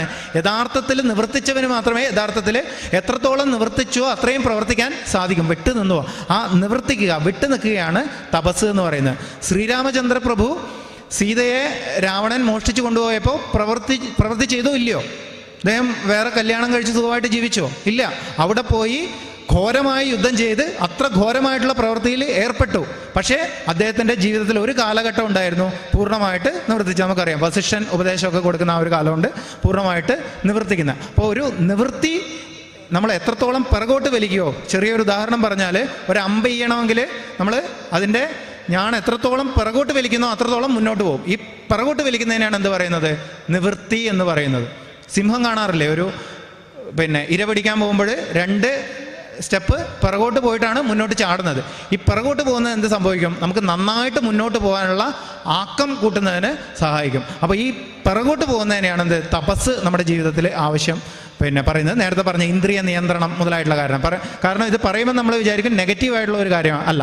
നമ്മൾ ഈ ഒരു കാര്യം പിറകോട്ട് പോയാൽ മാത്രമേ നമുക്ക് മുന്നോട്ട് പോകാൻ പറ്റുള്ളൂ. അർജുനന് നിവൃത്തി ഉപദേശിച്ചത് കൊണ്ടാണ് അവിടെ യുദ്ധം എന്നുള്ള പ്രവൃത്തി സാധിച്ചത്. നമ്മുടെ പ്രൈം മിനിസ്റ്റർ നരേന്ദ്രമോദി ഇത്രയും ഉത്സാഹഭരിതനായിട്ടല്ലേ, ഇത്രയും പ്രായത്തിലും ഓടി നടന്ന് ലോകരാഷ്ട്രങ്ങൾ സന്ദർശിച്ച് ഇത്രയും കാര്യങ്ങൾ ചെയ്യുന്നു. എന്തുകൊണ്ട്? അദ്ദേഹം നിവർത്തിക്കേണ്ട കാലത്തിൽ അദ്ദേഹം ഈ ഒരു സന്യാസ തുല്യമായിട്ടുള്ള ജീവിതം, ഈ ആത്മീയ അടിത്തറയിലൂടെ വ്യക്തിത്വ വികസനം സാധിച്ച ഒരു വ്യക്തിയായതുകൊണ്ടാണ്.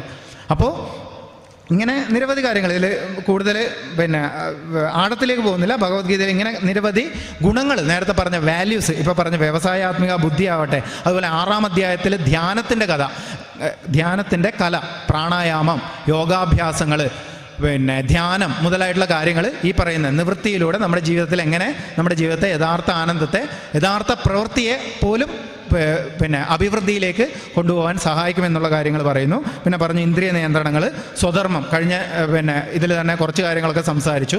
സ്വധർമ്മത്തെക്കുറിച്ച് ഭഗവത്ഗീതയിൽ പറയുന്നുണ്ട്. സ്വധർമ്മമാണ് നമ്മുടെ യഥാർത്ഥ ശ്രേയസ്സിലേക്ക്, മോക്ഷത്തിലേക്ക് പോലും നമ്മുടെ സ്വധർമ്മം പടിപടിയായിട്ട് കൈപിടിച്ച് ഉയർത്തും എന്ന് ഭഗവത്ഗീത പറഞ്ഞു തരുന്നു.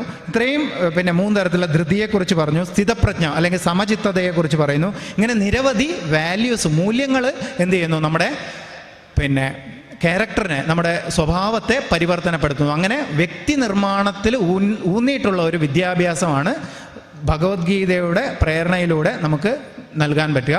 ഇന്നുള്ള വിദ്യാഭ്യാസത്തിൻ്റെ എല്ലാ ന്യൂനതകൾക്കും ഒരു ശാശ്വത പരിഹാരം എന്ന് പറയുന്നത്, നമുക്ക് വിദ്യാഭ്യാസത്തിന് എന്ത് കൊടുക്കാൻ പറ്റണം? ഈ സമൂഹത്തിൻ്റെ ഗുണനിലവാരത്തിൽ വർദ്ധിപ്പിക്കാൻ പറ്റണം. Society should be a better place to live. അതാണ് വിദ്യാഭ്യാസത്തിലൂടെ, വ്യക്തി നിർമ്മാണത്തിലൂടെ നമ്മൾ ഒരു സമൂഹത്തിൽ ചെയ്യേണ്ടത്. അപ്പോൾ ഇതിന് എന്തുമാത്രമാണ് ഇത്രയും കാര്യങ്ങളാണ് ഭഗവത്ഗീതയിൽ മുന്നോട്ട് വെച്ചിരിക്കുന്നത്. അപ്പോൾ ഇന്നത്തെ നമ്മൾ പറയുന്ന ഈ ഒരു ആഗോളവൽകൃത സമൂഹത്തിൽ പൊതുവെ പറയും, ആഗോളവൽകൃത സമൂഹം എന്ന് പറയുന്നത് നമുക്ക് ഒരിക്കലും തിരിച്ചു കൊണ്ടുപോകാൻ പറ്റാത്ത, ഇർറിവേഴ്സിബിൾ, ഇന്നെവിറ്റബിൾ എന്നൊക്കെ പറയും. ഈ ഒരു കാലഘട്ടത്തിൽ നമുക്ക് എന്തേ ചെയ്യാനുള്ളൂ? അതിൻ്റെ to maximise the opportunities of globalisation and minimise the risks, അല്ലേ? ഇൻ്റർനെറ്റ് ഉപയോഗിക്കുമ്പോഴും എല്ലാത്തിലും എന്തുണ്ട്? നല്ലതുമുണ്ട്, ചീത്തയുണ്ട്. അപ്പോൾ ചീത്ത കാര്യങ്ങളെ മിനിമൈസ് ചെയ്യാനും നല്ലതിനെ പരമാവധി ഉപയോഗപ്പെടുത്താനും പറ്റണമെങ്കിൽ ഈ ഒരു നേരത്തെ പറഞ്ഞ വിഷൻ, ഭഗവത്ഗീതയിൽ ഉൾപ്പെടുത്തിയിട്ടുള്ള ഈ ഒരു വിഷൻ കൊണ്ട് ഒരു വിദ്യാർത്ഥിയുടെ ക്യാരക്ടറുടെ ടോട്ടൽ ട്രാൻസ്ഫോർമേഷൻ സാധിക്കണം. അതുകൊണ്ട് തന്നെയാണ് ഭഗവത്ഗീത കാലാതീതമായിട്ട് എല്ലാവരെയും, എത്രയോ മഹാന്മാക്കളെ ഉണ്ടാക്കിയിട്ടുണ്ട്. തിലകൻ, ഗാന്ധി, സ്വാമി വിവേകാനന്ദൻ, പിന്നെ ഇങ്ങനെ നിരവധി ആൾക്കാരെ, വ്യക്തിത്വങ്ങളെ വാർത്തെടുത്തിട്ടുണ്ട്. ലോക ചിന്തകന്മാരെ, പിന്നെ ഹക്സ്ലി ഭഗവത്ഗീതയെക്കുറിച്ച് പെരിനിയൽ ഫിലോസഫി, ഏറ്റവും വലിയ ഫിലോസഫി ആയിട്ട് പറയുന്നുണ്ട്.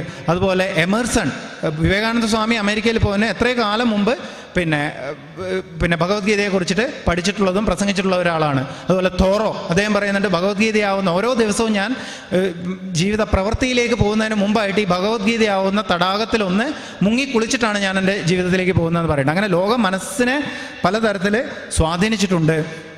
അപ്പോൾ ഇങ്ങനെ ഉള്ളൊരു ഭഗവത്ഗീത നമ്മുടെ ജീവിതത്തിൽ പ്രയോജനക്ഷമമാവുന്ന തരത്തിൽ വിദ്യാർത്ഥികൾക്ക്, ഒരു സമൂഹത്തെ നിർമ്മിക്കുന്നതും തകർക്കുന്നതും വിദ്യാഭ്യാസത്തിലാണെങ്കിൽ ഭഗവത്ഗീതയിലൂടെ, സന്ദേശങ്ങളിലൂടെ ഒരു മാറ്റം കൊണ്ടുവരുന്നതിലൂടെ ജീവിതത്തിൽ, നമ്മുടെ സമൂഹത്തിൽ ഒരു മാറ്റവും രാഷ്ട്ര നിർമ്മാണത്തിനും അത് സഹായിക്കുമെന്ന് പറയും. നേരത്തെ പറഞ്ഞ 1897 അദ്ദേഹം സൂചിപ്പിച്ചു, സ്വാമി വിവേകാനന്ദൻ പറഞ്ഞു. അതിനുശേഷം അദ്ദേഹം പറയുന്നുണ്ടായിരുന്നു, അതേ കാലത്തിൽ ഞാൻ കാണുന്നു ഭാരതാംബയെ, 50 വർഷം ഭാരതാംബയെ ഞാൻ മുന്നിൽ കാണുന്നു, പൂർണ്ണ സ്വാതന്ത്ര്യമായിട്ടുള്ള ഭാരതാംബ, രാഷ്ട്രീയമായിട്ട് തന്നെ സ്വാതന്ത്ര്യം കിട്ടുന്ന ഒരു ഭാരതാംബയെ അദ്ദേഹം വിഭാവനം ചെയ്യുന്നുണ്ട്.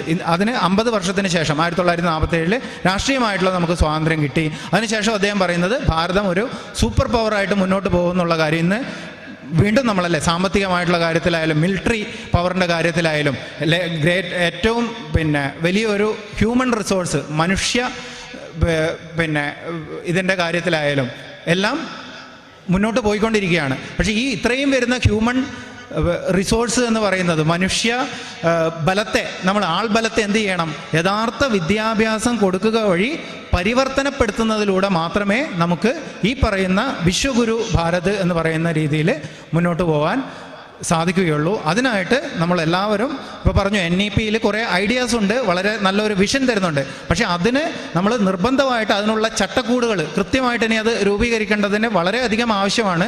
അതിനുള്ള വളരെ സോളിഡായിട്ടുള്ള പദ്ധതികൾ രൂപീകരിക്കണം, ഇൻസ്റ്റിറ്റ്യൂഷൻസ് ഉണ്ടാക്കണം. എങ്കിൽ മാത്രമേ ഈ മാറ്റം വരുള്ളൂ. കാരണം എവിടെയോ എപ്പോഴോ നമ്മൾ തന്നെ ഹിപ്നോട്ടൈസ് ചെയ്തിട്ടുണ്ട്. വിദ്യാഭ്യാസം എന്ന് പറഞ്ഞാൽ അറിവ് നേടുക എന്നുള്ളത് മാത്രം, അല്ലെങ്കിൽ വിവരശേഖരണമാണെന്നുള്ള ഒരു ബുദ്ധി നമ്മുടെ ഇടയിൽ വല്ലാതെ ആഴത്തിൽ കടന്ന് എത്തിയിട്ടുണ്ട്. അതിനെ മാറ്റണമെങ്കിൽ ഈ പറയുന്ന കാര്യങ്ങൾ വളരെ ബലവത്തായിട്ട് ഗവൺമെൻറ് തലത്തിലൊക്കെ പിന്നെ പ്രായോഗിക തലത്തിൽ കൊണ്ടുവരുന്നതിനും ശ്രദ്ധ മുന്നോട്ടുള്ള ഭാരതത്തിൻ്റെ ഉയർച്ചയ്ക്ക് ആവശ്യമാണ്. ഇപ്പോൾ നേരത്തെ പറഞ്ഞ പോലെ 100 വർഷത്തേക്ക് ഒരു നമുക്ക് എന്തെങ്കിലും പ്ലാന്റ് ചെയ്യണമെങ്കിൽ എന്ത് വേണം? അത് വിദ്യാഭ്യാസത്തിലൂടെ മാത്രമേ ഭാരതത്തിൻ്റെ പ്രശ്നങ്ങൾക്ക് എന്നെന്നുമായിട്ടുള്ള ഒരു പരിഹാരം ഉണ്ടാക്കാൻ പറ്റുകയുള്ളൂ എന്ന് പറഞ്ഞു വെച്ചുകൊണ്ട് എൻ്റെ വാക്കുകൾ ഇവിടെ ഉപസംഹരിക്കുന്നു. നന്ദി, നമസ്കാരം.